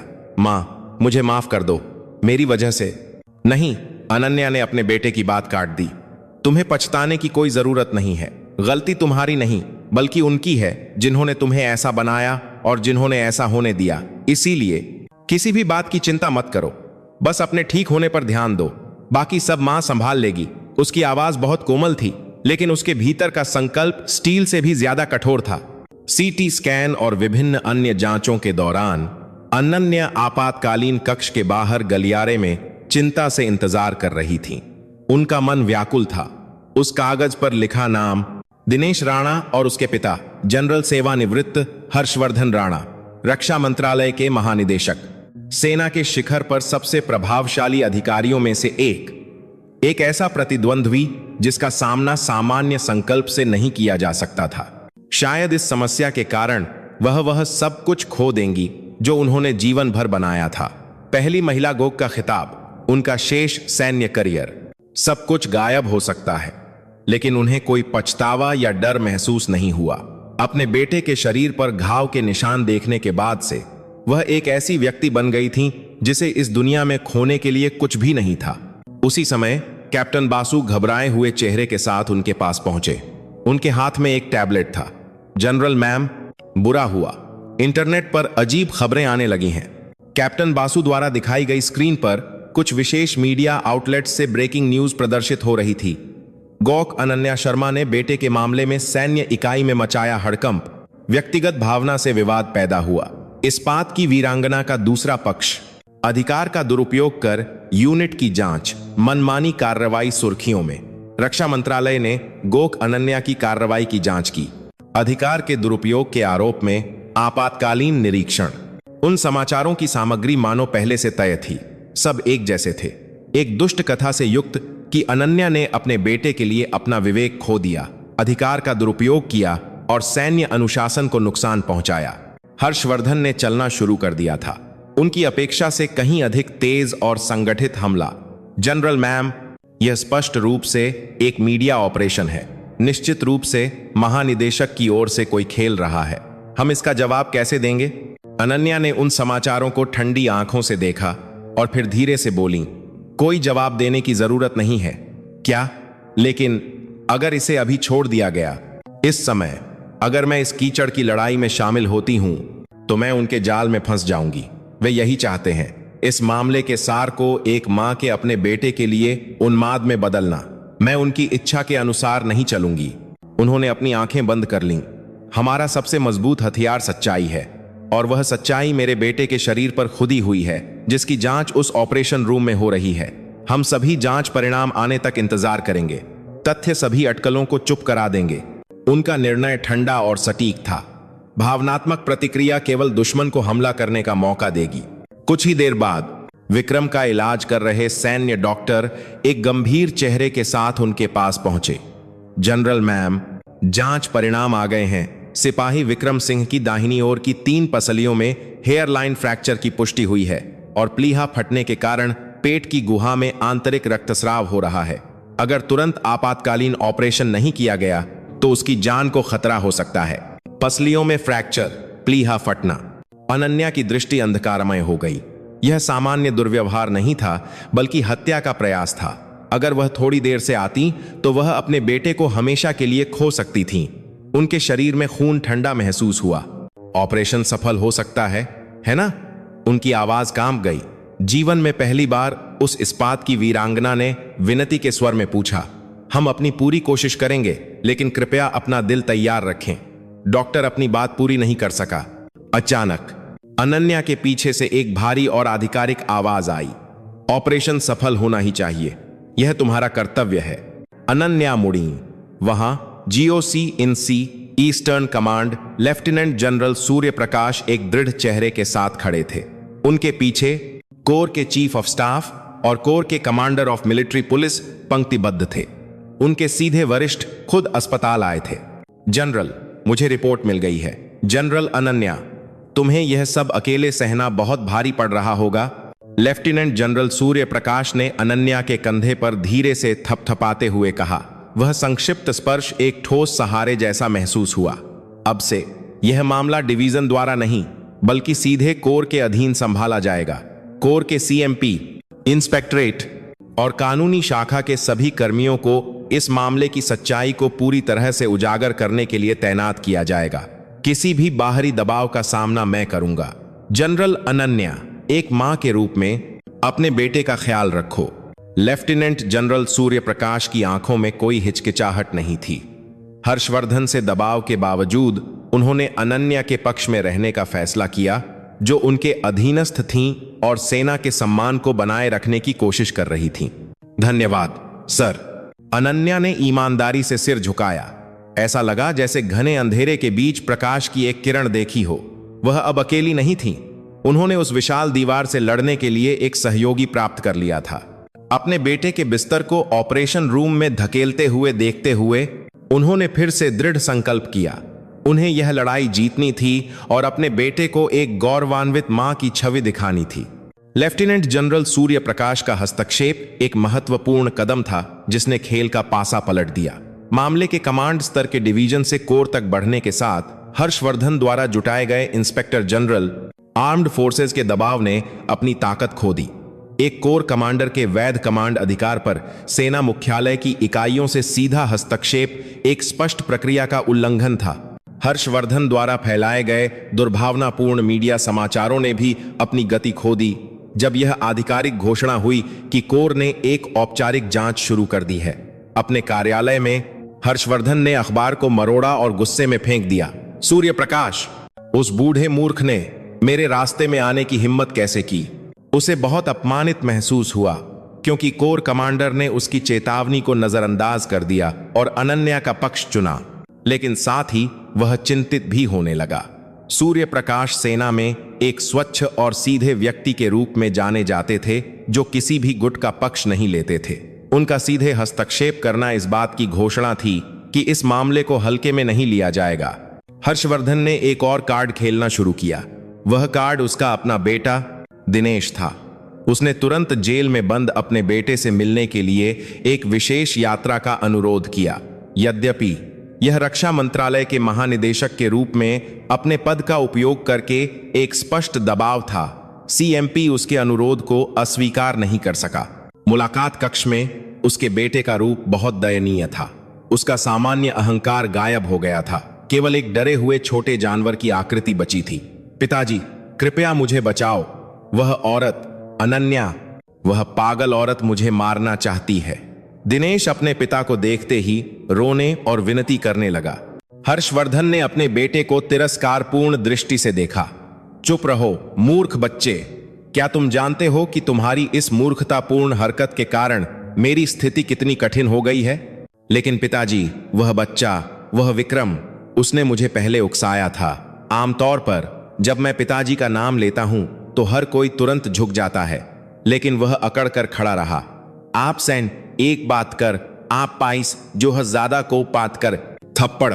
हर्षवर्धन का हाथ उसके बेटे के गाल पर पड़ा। अभी भी समझ में नहीं आया है? अब महत्वपूर्ण यह नहीं है कि तुमने किसे मारा, बल्कि तुमने किसके बेटे को मारा। तुम्हारा प्रतिद्वंद्वी एक सक्रिय गोक है। मामला इतना बड़ा हो गया है, तुम्हें विनम्र होना चाहिए था और माफी मांगनी चाहिए थी, न कि खुद को सही महसूस करना चाहिए था। हर्षवर्धन ने अपने बेटे का कॉलर पकड़ा और उसे हिलाया। ध्यान से सुनो, अब से वही करो जो मैं आदेश देता हूं। तुमने कुछ नहीं किया। वह विक्रम खुद सीढ़ियों से गिर गया था और वह अक्सर ईर्ष्या करता था और तुम्हें परेशान करने की कोशिश करता था। यही तुम्हारी स्वीकारोक्ति है और अपने कुछ करीबी दोस्तों को वही गवाही देने के लिए रिश्वत दो, समझे? यह तथ्यों को उलटने और पीड़ित को अपराधी में बदलने की एक चालाक रणनीति थी, लेकिन बहुतों ने मुझे उसे मारते हुए देखा है। अगर तुम सब एक साथ बात करते हो तो वह सच्चाई बन जाएगी। यह दुनिया ऐसी ही है। सच्चाई शक्तिशाली लोगों द्वारा बनाई जाती है। हर्षवर्धन ने मुलाकात कक्ष छोड़ने से पहले अपने बेटे को कुछ और निर्देश दिए। वह अपने बेटे को बचाने का इरादा नहीं रखता था। वह केवल अपने बेटे को समय खींचने के लिए एक चारा के रूप में इस्तेमाल कर रहा था, जबकि वह अनन्या और सूर्य प्रकाश को गिराने के लिए एक और साजिश रच रहा था। इस बीच आर अस्पताल दिल्ली में विक्रम का आपातकालीन ऑपरेशन 5 घंटे से अधिक समय तक चला। ऑपरेशन रूम के सामने पहरा दे रही अनन्या ने जलती हुई चिंता को सहन करते हुए बिना सोए रात बिताई। उसके बगल में जनरल सूर्य प्रकाश चुपचाप उसका साथ दे रहे थे। जनरल अनन्या, ज्यादा चिंता मत करो। तुम्हारा बेटा तुम्हारी तरह है। उसकी भावना मजबूत है। वह निश्चित रूप से इससे उबर जाएगा। सूर्य प्रकाश ने ईमानदारी से सांत्वना दी। अनन्या ने केवल बिना कुछ कहे सिर हिलाया। वह उत्सुक थीं कि हर्षवर्धन के दबाव के बावजूद जनरल उनकी मदद क्यों करना चाहते थे। सर, क्यों? जनरल अनन्या, हम सैनिक हैं। एक सैनिक का सम्मान पद या पद से नहीं, बल्कि उन मूल्यों से आता है जिनका हम बचाव करते हैं। यदि हम अन्यायपूर्ण हिंसा पर अपनी आंखें बंद कर लेते हैं और सच्चाई को नजरअंदाज करके सत्ता की चापलूसी करते हैं, तो हम वर्दीधारी गुंडों से ज्यादा कुछ नहीं हैं। मैं नहीं चाहता कि मेरे अधीनस्थ ऐसे गुंडे बने, खासकर तुम जैसी प्रतिभाशाली अधिकारी जो सेना का भविष्य बनोगी। मैं तुम्हें इस तरह का अपमान सहते हुए नहीं देख सकता। सूर्य प्रकाश के शब्दों में एक सैनिक के रूप में एक दृढ़ विश्वास था। अनन्या ने अपने सीने के अंदर से कुछ गर्म महसूस किया। भोर के करीब ऑपरेशन रूम का दरवाजा आखिरकार खुला और मुख्य डॉक्टर बाहर निकले। उनका चेहरा पसीने से भीगा हुआ था, लेकिन उनकी अभिव्यक्ति उज्जवल थी। ऑपरेशन सफल रहा। गंभीर अवधि बीत चुकी है। हम रोगी की जीवन शक्ति से बहुत प्रभावित हैं। वह एक वाक्य सुनकर अनन्या के शरीर का सारा तनाव मानो गायब हो गया और वह लगभग बैठ गईं। गर्म आंसू उनके गालों पर बह निकले। इस्पात की वीरांगना द्वारा अंततः बहाए गए आंसू विक्रम को आईसीयू में स्थानांतरित कर दिया गया। यद्यपि वह अभी भी बेहोशी से बाहर नहीं आया था, अपने बेटे को नियमित रूप से सांस लेते हुए देखकर दुनिया फिर से रंगीन लगने लगी। उसी समय कोर कमांडर का एडीसी आया और एक आपातकालीन रिपोर्ट दी। सर, हवलदार दिनेश राणा ने जांच के दौरान सभी आरोपों से इनकार किया है और इसके बजाय दावा किया है कि वह सिपाही विक्रम सिंह द्वारा एक तरफा धमकाने का शिकार हुआ है। उसके कई साथी सैनिकों ने भी हवलदार दिनेश के दावों का समर्थन करने वाली गवाही दी है। सूर्य प्रकाश की भौहें तन गईं। वह आदमी हर्षवर्धन ने चलना शुरू कर दिया है। अनन्या ने अपने आंसू पोंछे और खड़ी हो गईं। उनकी आंखों की निगाहें पहले की तरह ठंडी और तेज हो गईं। सर, ऐसा लगता है कि अब मेरी बारी है चलने की। अगर वे झूठ से सच्चाई को ढकने की कोशिश करते हैं तो मैं उनके झूठ को एक बड़ी सच्चाई से नष्ट कर दूंगी। उन्होंने कैप्टन बासु को बुलाया। कैप्टन, अब से 7वीं ब्रिगेड के सभी सैनिकों के साथ एक एक करके साक्षात्कार करो। उनकी गोपनीयता की पूरी तरह से गारंटी दो और उन अन्य सैनिकों से सभी गवाही एकत्र करो जो कभी हवलदार दिनेश राणा के शिकार हुए हैं। कोई भी छूटना नहीं चाहिए। और उस बच्चे को आग की है वहां तक कर्म नहीं चाहिए।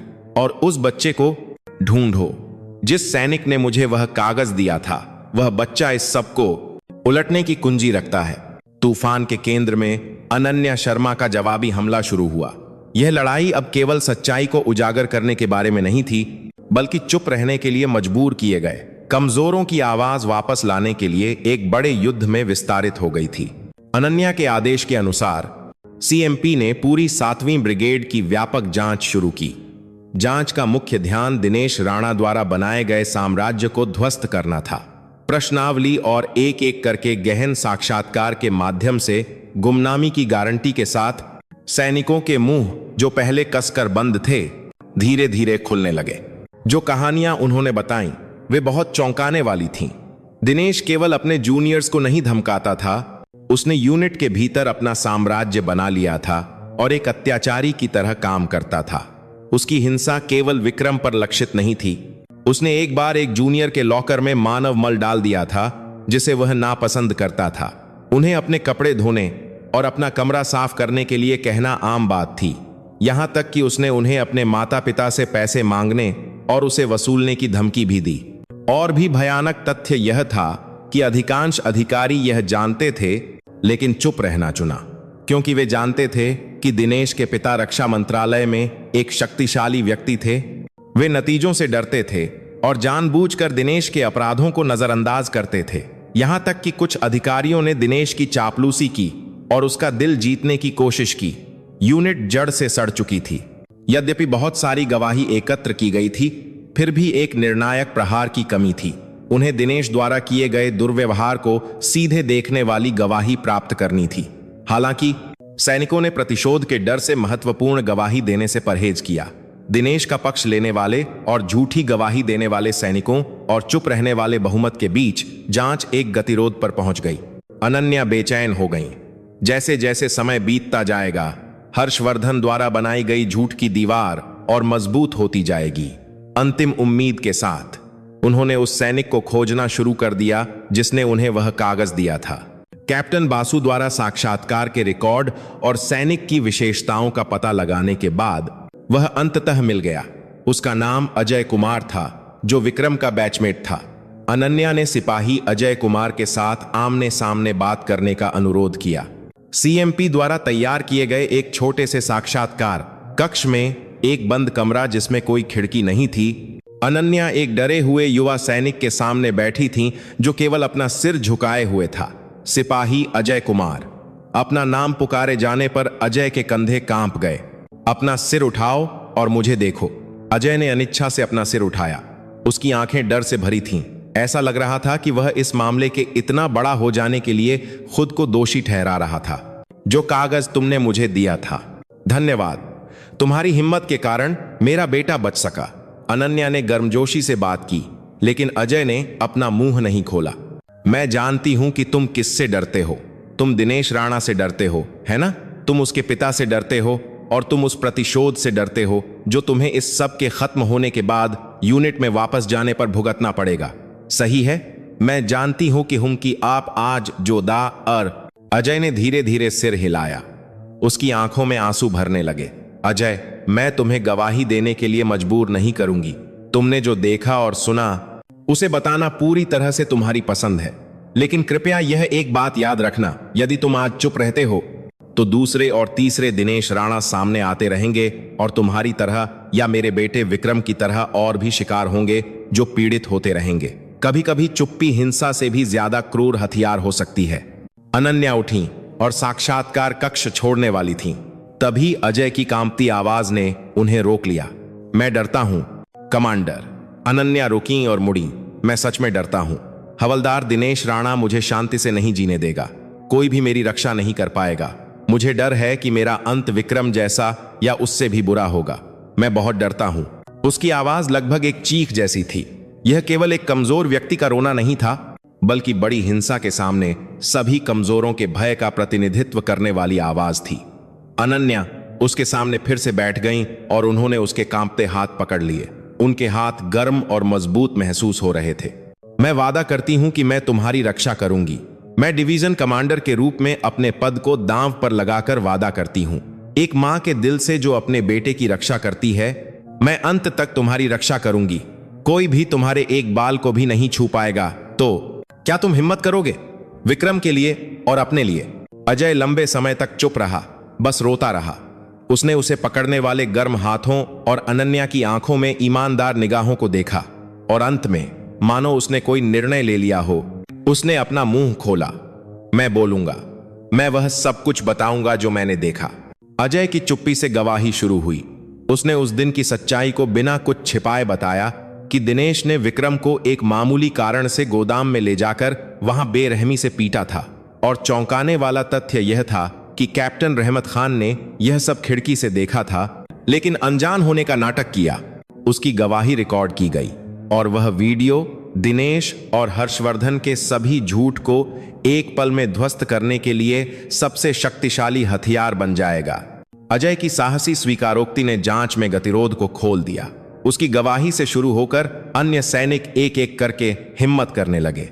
जैसे ही चुप्पी के बांध में एक छोटी सी दरार दिखाई दी, सच्चाई बाढ़ के पानी की तरह उमड़ने लगी। साक्षात्कार कक्ष से बाहर निकलते समय अनन्या ने आकाश को देखा। उम्मीद दिखाई देने लगी थी, हालांकि वह जानती थीं कि असली लड़ाई अभी शुरू ही हुई है।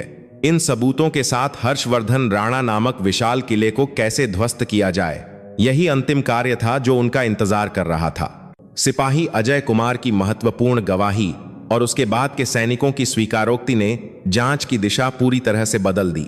सीएमपी द्वारा एकत्र किए गए सबूतों ने दिनेश राणा द्वारा किए गए बार बार के दुर्व्यवहार और जबरन वसूली के साथ साथ यूनिट के बुरुआ की कोसगारा सभाद अधिकारियों द्वारा मामले को व्यवस्थित रूप से दबाने के प्रयास को स्पष्ट रूप से साबित कर दिया। कानूनी प्रक्रिया के लिए सभी शर्तें पूरी हो चुकी थीं। जांच के परिणामों के आधार पर लेफ्टिनेंट जनरल सूर्य प्रकाश ने आधिकारिक तौर पर हवलदार दिनेश राणा को गंभीर दुर्व्यवहार, अधिकार का दुरुपयोग और जबरन वसूली के आरोपों में एक संदिग्ध के रूप में नामित किया और फिर उसे सैन्य अदालत में मुकदमे के लिए हिरासत में ले लिया। इसके अलावा battalion commander lieutenant colonel Buddhi प्रकाश और कंपनी कमांडर कैप्टन रहमत खान, जिन्होंने मामले को छुपाया और झूठी रिपोर्ट दी, को भी कर्तव्य में लापरवाही और झूठी रिपोर्ट के आरोपों में संदिग्ध के रूप में नामित किया गया और उन्हें अपमानजनक रूप से बर्खास्त करने पीटीडीए की सिफारिश की गई। 7वीं ब्रिगेड में बड़े पैमाने पर स्थानांतरण और यूनिट के पुनर्गठन की योजना भी रिपोर्ट की गई। यह एक कोर कमांडर द्वारा की जा सकने वाली सबसे तेज और सबसे मजबूत कार्रवाई थी। यह खबर जल्द ही मास मीडिया में मुख्य आकर्षण बन गई। जनता की राय, जो पहले अनन्या को दोषी ठहरा रही थी, रातों रात बदल गई। उन्हें बदला लेने के लिए अंधी एक भावनात्मक कमांडर से एक न्यायप्रिय नायिका के रूप में फिर से मूल्यांकित किया गया, जिसने सेना के भीतर के फोड़े को खत्म करने की कोशिश की। हर्षवर्धन द्वारा मेहनत से बनाए गए झूठ का महल एक पल में ढह गया। घिरे हुए हर्षवर्धन ने अपनी अंतिम लड़ाई शुरू की। उसने सैन्य अभियोजक और न्यायाधीशों के पैनल पर दबाव डालने के लिए अपनी सारी शक्ति और नेटवर्क का इस्तेमाल किया। उसका लक्ष्य अपने बेटे की सजा को कम करना और मामले में अपना नाम घसीटने से रोकना था। उसने यहां तक कि चीफ ऑफ आर्मी स्टाफ के साथ एक व्यक्तिगत बैठक का अनुरोध किया, इस कुतर्क के साथ कि यह मामला सैनिकों के मनोबल को कम कर सकता है और राष्ट्रीय सुरक्षा के लिए खतरा बन सकता है, जांच को छोटा करने का अनुरोध करते हुए।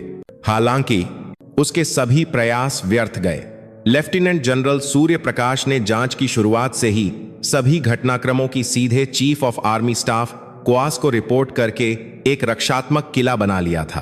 कोआस का भी इस मामले को सेना के सम्मान को फिर से स्थापित करने के लिए एक मिसाल बनाने का दृढ़ संकल्प था।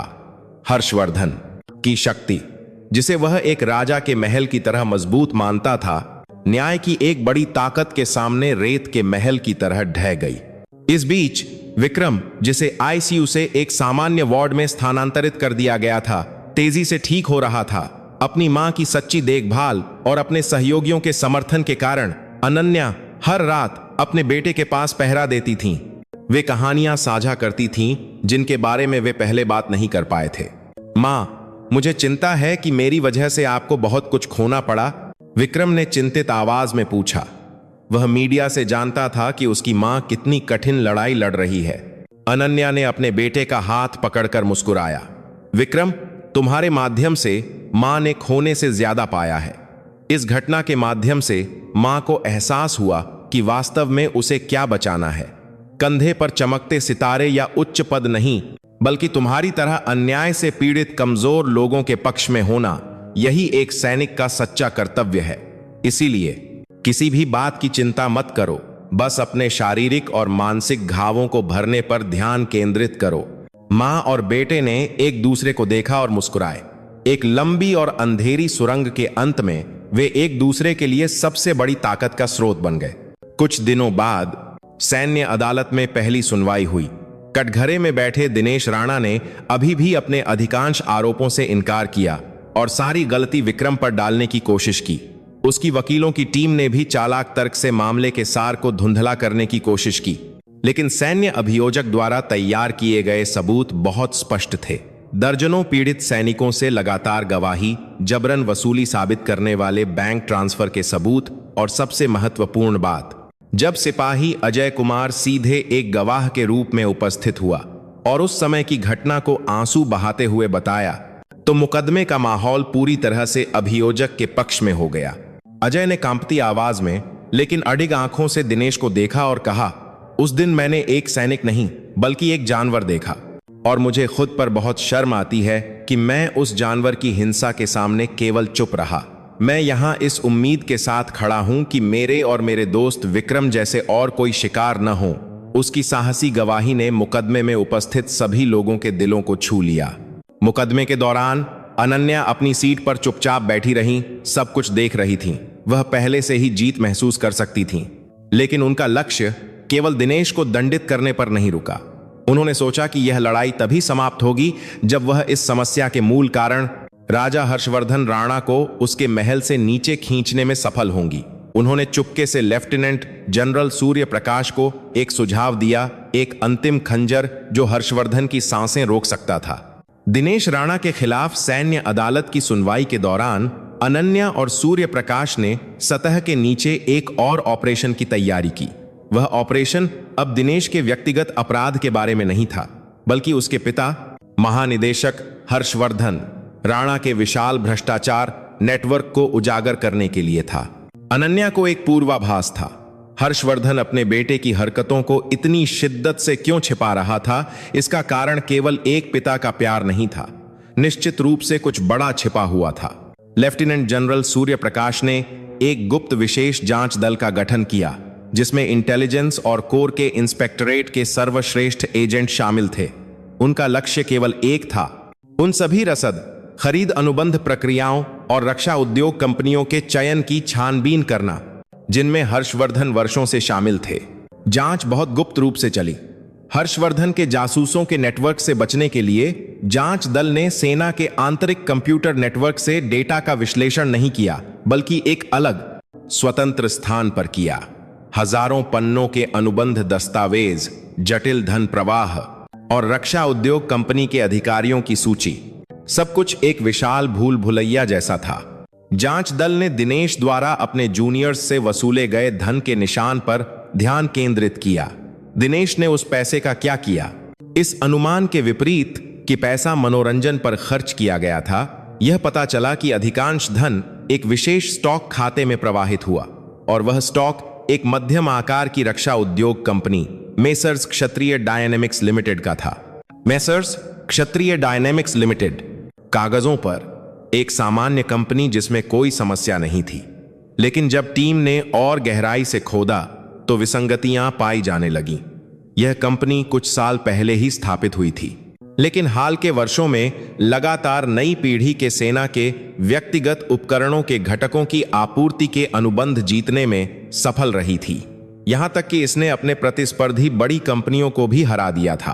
और भी संदिग्ध बात यह थी कि इस कंपनी के शेयरधारकों की सूची में हर्षवर्धन की पत्नी के पक्ष के कई रिश्तेदारों के नाम थे। यह भ्रष्टाचार का एक क्लासिक चक्र था। हर्षवर्धन ने अपने पद का उपयोग किसी विशेष कंपनी को परियोजनाएं देने के लिए किया और बदले में उसने अपने बेटे के नाम पर एक खाते के माध्यम से शेयर प्राप्त किए।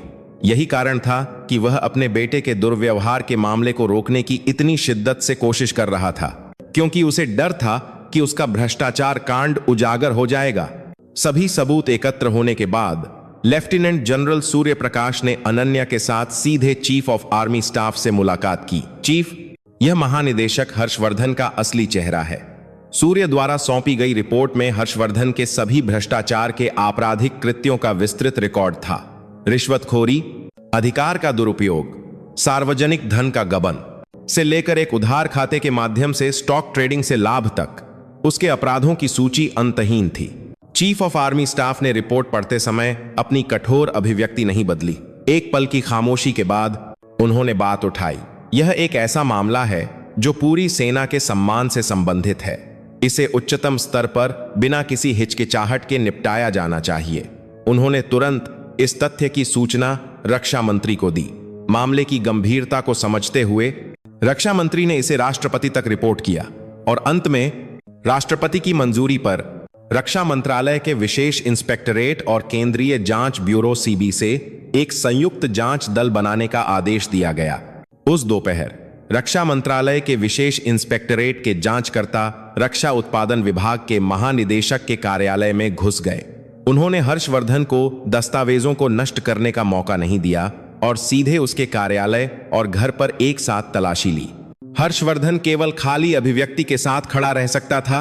अपनी आंखों के सामने जो हो रहा था उस पर विश्वास नहीं कर रहा था। तुम्हारी हिम्मत कैसे हुई मुझ पर? तुम लोग सोचते हो कि तुम कौन हो जो मेरे साथ ऐसा कर सकते हो? वह अंत तक छटपटाता रहा, लेकिन किसी ने भी उसके प्रति सहानुभूति नहीं दिखाई। उसने जीवन भर जो साम्राज्य बनाया था वह एक पल में ढह गया। मास मीडिया ने उसे रक्षा मंत्रालय का भ्रष्टाचार का द्वार करार दिया और हर दिन उसके भ्रष्टाचार के आरोपों को बड़े पैमाने पर प्रसारित किया। अदृश्य हाथ का घिनौना असली चेहरा पूरी दुनिया के सामने उजागर हो गया। अस्पताल से यह खबर सुनकर अनन्या ने चुपचाप खिड़की से बाहर देखा। उसे संतुष्टि नहीं बल्कि खालीपन महसूस हुआ, यह सोचकर कि सत्ता नामक राक्षस कितना घिनौना हो सकता है, एक इंसान को बदल सकता है और उसे रोकने के लिए कितने बलिदानों की आवश्यकता होती है। उसका दिल भारी हो गया। उसके बगल में बैठे विक्रम ने धीरे से कहा, मां, अब सब खत्म हो गया है ना? अनन्या ने अपने बेटे को देखा और हल्की सी मुस्कुराई। नहीं, यह तो बस शुरुआत है। सड़ी हुई जड़ को उखाड़ने के बाद अब हमें उस जगह पर उम्मीद के नए बीज बोने होंगे। उसकी निगाहें अस्पताल के बाहर उस यूनिट की ओर थीं जहां उसे वापस जाना था। अभी भी बहुत काम था जो उसे पूरा करना था। जबकि हर्षवर्धन के भ्रष्टाचार के द्वार ने भारत को हिलाकर रख दिया। दिनेश राणा के खिलाफ सैन्य अदालत का मुकदमा अंत के करीब था। अपने पिता के पतन की खबर सुनकर दिनेश ने वास्तव में लड़ने की भावना खो दी। वह अब झूठ नहीं बोल रहा था या बहाने नहीं बना रहा था। वह केवल खाली अभिव्यक्ति के साथ अभियुक्त की कुर्सी पर बैठा था, मानो उसने सब कुछ भाग्य पर छोड़ दिया हो। फैसले के दिन सैन्य अदालत का कमरा आगंतुकों और पत्रकारों से खचाखच भरा था। अनन्या भी सिविलियन कपड़ों में मौजूद थीं, अदालत के एक कोने में चुपचाप बैठी थीं। उसके बगल में विक्रम, जो जल्द ही अस्पताल से छुट्टी पाने वाला था, उसका साथ दे रहा था। विक्रम ने कहा कि वह अपनी आंखों से देखना चाहता है कि अपराधी को कैसे न्याय मिलता है। सैन्य अभियोजक ने दिनेश के खिलाफ एक एक करके अभियोग पढ़े, उसे एक नीच अपराधी बताया जिसने सेना के सम्मान को कलंकित किया है और अपने साथी सैनिकों पर एक अमिट घाव छोड़ा है। फिर उसने कानून द्वारा अनुमत अधिकतम सजा की मांग की। अभियुक्त दिनेश राणा ने अपनी वरिष्ठ स्थिति का उपयोग कमजोर जूनियर सैनिकों को बार बार प्रताड़ित करने और उनसे जबरन वसूली करने के लिए किया है, जो सैन्य आपराधिक कानून में सबसे गंभीर अपराध है। इसके अलावा अपने कर्मों पर पछताने के बजाय उसने झूठ से पीड़ित को धोखा दिया और पूरी सेना में अराजकता पैदा की। इसलिए अभियोजक मांग करता है कि अभियुक्त को 10 साल की जेल की सजा दी जाए। 10 साल की जेल। सैन्य अदालत में दुर्व्यवहार के मामले के लिए लगभग अधिकतम सीमा तक की सजा की मांग। अदालत के विभिन्न कोनों से धीमी आहें सुनाई दी। दिनेश को अपना अंतिम बयान देने का अवसर दिया गया, लेकिन उसने कुछ नहीं कहा, केवल सिर झुकाकर रोता रहा। चाहे वे आंसू सच्चे पश्चाताप के थे या केवल उसके भाग्य पर विलाप, कोई नहीं जानता था। एक क्षण बाद मुख्य न्यायाधीश उठे और फैसला पढ़ना शुरू किया। उनकी आवाज धीमी और गंभीर थी। अभियुक्त दिनेश राणा के आपराधिक तथ्य, प्रस्तुत किए गए सबूतों और गवाहों की गवाही के आधार पर सभी पूरी तरह से दोषी साबित हुए हैं। अभियुक्त के कार्य केवल एक व्यक्तिगत विचलन नहीं थे, बल्कि एक असहनीय अपराध थे जिसने सेना की नींव को हिला दिया। विशेष रूप से उसका अपराध, जो उसने अपने शक्तिशाली पिता की आड़ में यूनिट के भीतर एक राजा की तरह काम करते हुए और अपने कमजोर साथियों को बार बार प्रताड़ित करते हुए किया, बहुत ही निंदनीय है। इसलिए न्यायाधीशों का पैनल मानता है कि अभियुक्त अपनी अपराधों के अनुरूप एक भारी सजा का हकदार है। मुख्य न्यायाधीश एक पल के लिए रुके और फिर फैसला पढ़ा। अभियुक्त दिनेश राणा को 7 साल की कैद की सजा सुनाई जाती है। थक थक थक, न्यायाधीश के हथौड़े की आवाज पूरे अदालत कक्ष में गूंज गई। 7 साल की कैद, यद्यपि अभियोजक की मांग से थोड़ा कम, यह अभी भी एक बहुत भारी और दुर्लभ सजा थी। सैन्य पुलिस पास आई, दिनेश की दोनों बाहों को पकड़ा और उसे बाहर ले गई। अंतिम क्षण तक उसने कुछ नहीं कहा, केवल खाली अभिव्यक्ति के साथ अदालत कक्ष छोड़ गया। इसके बाद लेफ्टिनेंट कर्नल बुद्धि प्रकाश और कैप्टन रहमत खान के लिए भी फैसला पढ़ा गया। वे कर्तव्य में लापरवाही और झूठी गवाही देने के दोषी पाए गए। प्रत्येक को 2 साल के प्रोबेशन के साथ 1 साल की कैद की सजा सुनाई गई और उन्हें अपमानजनक रूप से बर्खास्त कर दिया गया। उन लोगों के लिए जिन्होंने जीवन भर सैनिक के रूप में जिया था, अपमानजनक बर्खास्तगी मौत की सजा के बराबर एक शर्म थी। सभी सुनवाई समाप्त होने के बाद अनन्या ने विक्रम की मदद से अदालत कक्ष छोड़ दिया। कई पत्रकारों ने उसे घेर लिया और सवालों की बौछार कर दी, लेकिन उसने कोई जवाब नहीं दिया। वह केवल चुपचाप चलती रही। अदालत कक्ष के बाहर गलियारे में वह किसी से टकराई। सिपाही अजय कुमार, जो साक्षी संरक्षण कार्यक्रम के अधीन था, ने अनन्या को देखा। उसने मुस्तैदी से सलाम किया। जनरल मैम, धन्यवाद, यह सब आपकी वजह से हुआ है। उसका चेहरा अब डर से कांप नहीं रहा था। उसका चेहरा इस विश्वास और गर्व से चमक रहा था कि उसकी पसंद सही थी। अनन्या ने उसके कंधे पर थपथपाया और कहा, मेरी वजह से नहीं, तुम्हारी हिम्मत ने यह सब संभव बनाया। तुम ही असली सैनिक हो। धन्यवाद। सिपाही अजय कुमार। दोनों ने एक दूसरे को देखा और चुपचाप मुस्कुराए। 2 अलग अलग पीढ़ियों के उन 2 सैनिकों की आंखों में एक दूसरे के प्रति गहरा सम्मान और विश्वास झलक रहा था। इस बीच हर्षवर्धन राणा के खिलाफ जांच अंतिम चरण में पहुंच गई थी। उसके सभी आरोप सही साबित हुए और उसे रिश्वत देने वाले दर्जनों रक्षा उद्योग कंपनी के निदेशकों को भी गिरफ्तार कर लिया गया। भारत को झकझोरने वाला रक्षा मंत्रालय का भ्रष्टाचार का द्वार धीरे धीरे समाप्त हो रहा था, यह दिखाते हुए कि एक भ्रष्ट सत्ता का अंत कितना दयनीय होता है। न्याय का दिन सभी के लिए निष्पक्ष रूप से आया। उपसंहार। सभी तूफानों के गुजर जाने के बाद अनन्या और विक्रम को आखिरकार एक शांत समय मिला। विक्रम, अस्पताल से छुट्टी मिलने के बाद चिकित्सा कारणों से शीघ्र सेवानिवृत्ति की सलाह दी गई थी, लेकिन उसने स्वेच्छा से अपनी शेष अनिवार्य सैन्य सेवा पूरी करने का विकल्प चुना। उसने कहा, इस घटना के माध्यम से उसने समस्याओं का सामना करना सीखा, न कि उनसे भागना।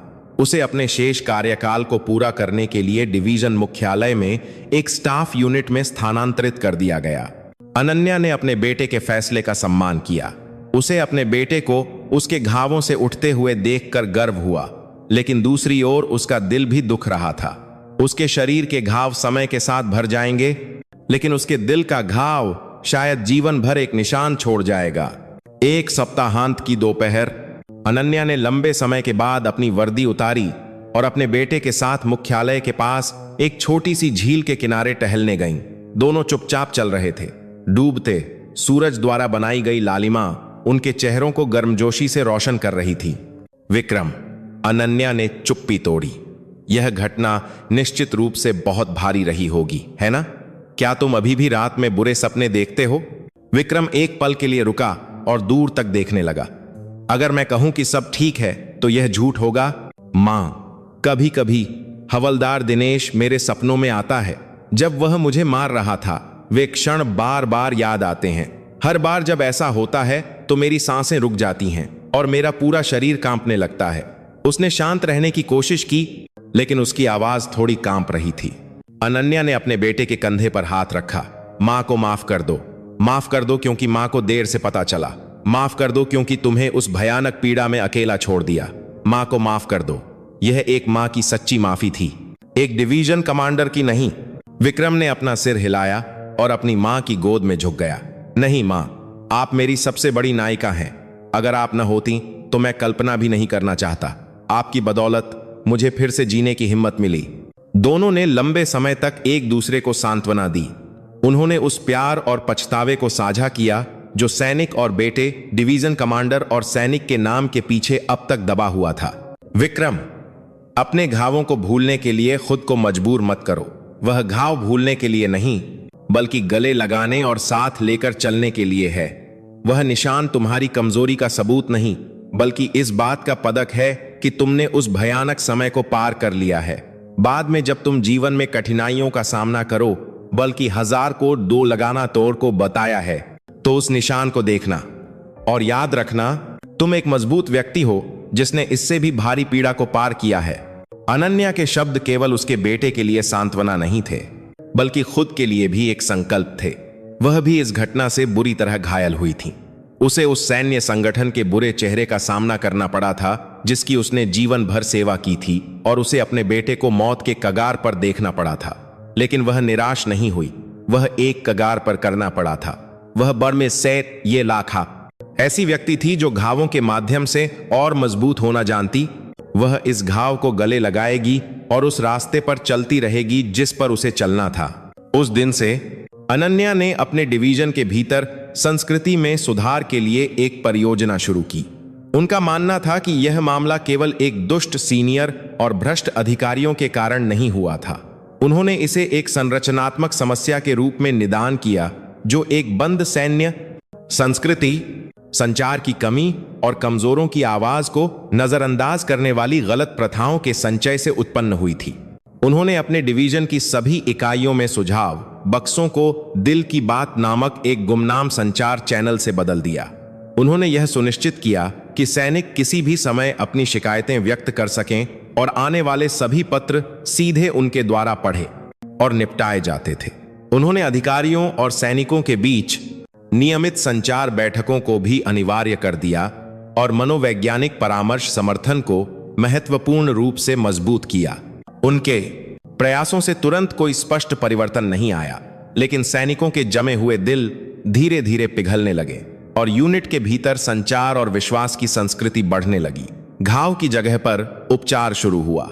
यह अनन्या, विक्रम और पूरे 27वीं माउंटेन डिवीजन के लिए एक नई शुरुआत थी। समय बीत गया, सर्दियां बदलीं और वसंत की गर्मी ने मुख्यालय का स्वागत किया। विक्रम ने अपनी शेष अनिवार्य सैन्य सेवा अच्छी तरह से पूरी की और सेवानिवृत्त हो गया। अपनी सेवानिवृत्ति के दिन उसने अपनी मां को मुख्यालय के मुख्य द्वार पर इंतजार करते हुए देखा और एक उज्जवल मुस्कान के साथ दौड़ा। मां, अब मैं एक नागरिक बन गया हूं। तुमने बहुत मेहनत की बेटा। मां को तुम पर गर्व है।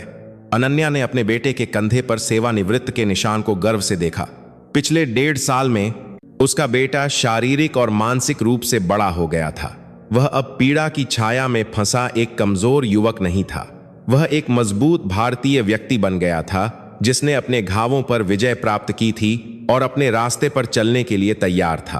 तुम्हारी अगली योजना क्या है? कॉलेज वापस जाना? नहीं मां, मुझे कुछ ऐसा मिला है जो मैं करना चाहता हूं। विक्रम एक पल के लिए हिचकिचाया और फिर दृढ़ता से कहा, मैं एक पुलिस अधिकारी बनना चाहता हूं। अनन्या की आंखें फैल गईं। एक अप्रत्याशित उत्तर, पुलिस? क्यों?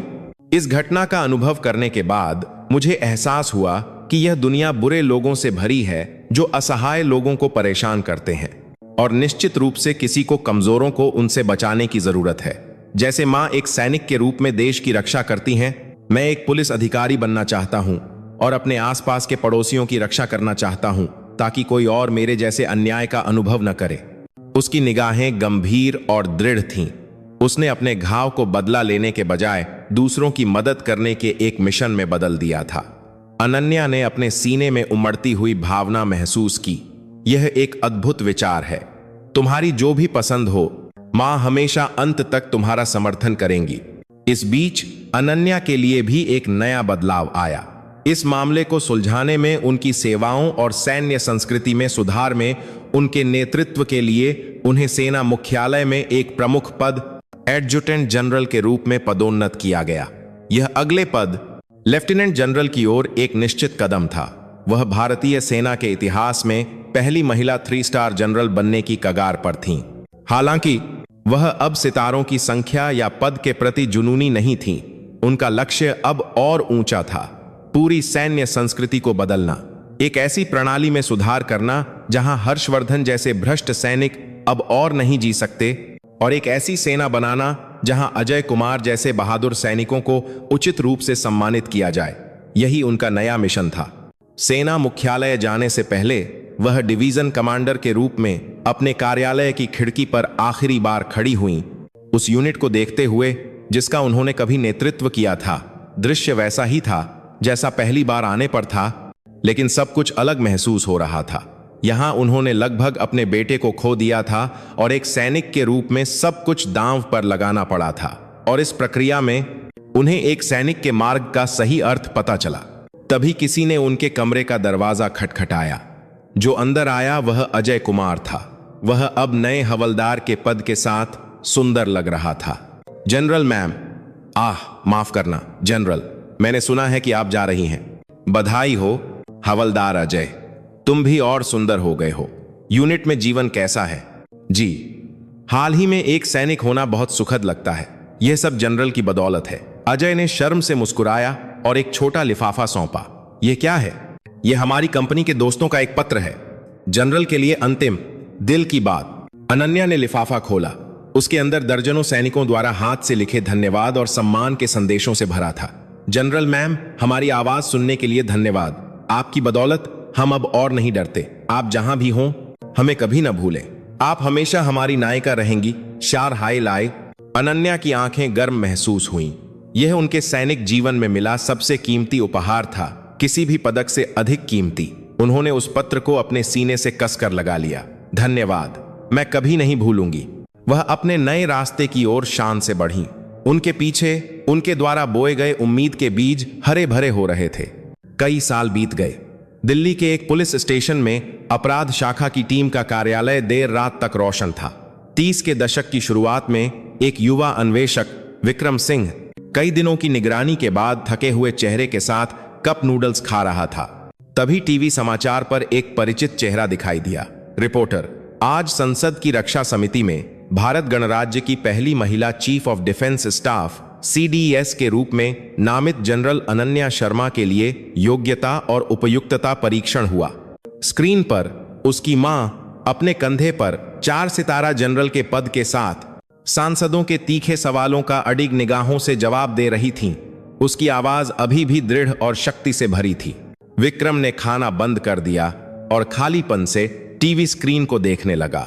उसकी मां वैसी ही थीं जैसी उसे याद थीं, अभी भी अपनी स्थिति में सबसे भीषण लड़ाई में लड़ रही थीं। उस योग्यता परीक्षण में एक विपक्षी दल के सांसद ने एक तीखा सवाल किया। भाभी सीडीज जनरल अनन्या, मैं पूछना चाहता हूं, अतीत में आपके बेटे से जुड़ी एक अप्रिय घटना हुई थी जिसने पूरे सैन्य संस्थान को हिलाकर रख दिया था। एक आलोचना है कि आपने उस घटना से व्यक्तिगत भावना को अपने सैन्य करियर में एक प्रेरक के रूप में इस्तेमाल किया। आपका क्या जवाब है? कैमरे के फ्लैश एक साथ चमक उठे। सबकी निगाहें उसके होठों पर टिकी थीं। वह एक पल के लिए रुकीं और फिर माइक्रोफोन पकड़कर शांति से बोली, मैं माननीय सदस्य के सवाल का जवाब दूंगी। हाँ, उस समय मैंने लगभग अपने बेटे को खो दिया था। एक मां के रूप में मैं उस पीड़ा को जीवन भर कभी नहीं भूल सकती, लेकिन मैंने उस दर्द को व्यक्तिगत प्रतिशोध में नहीं बल्कि एक सार्वजनिक जिम्मेदारी की भावना में बदलने की कोशिश की। उन्होंने सीधे कैमरे की ओर देखा।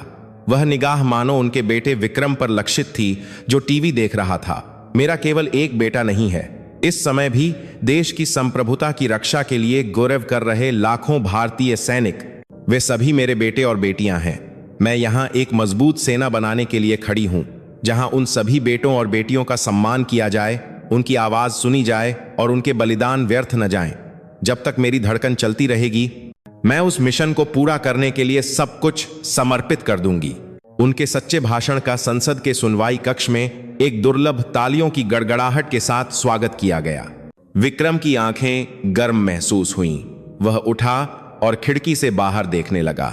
शहर की रात लाखों रोशनियों से जगमगा रही थी।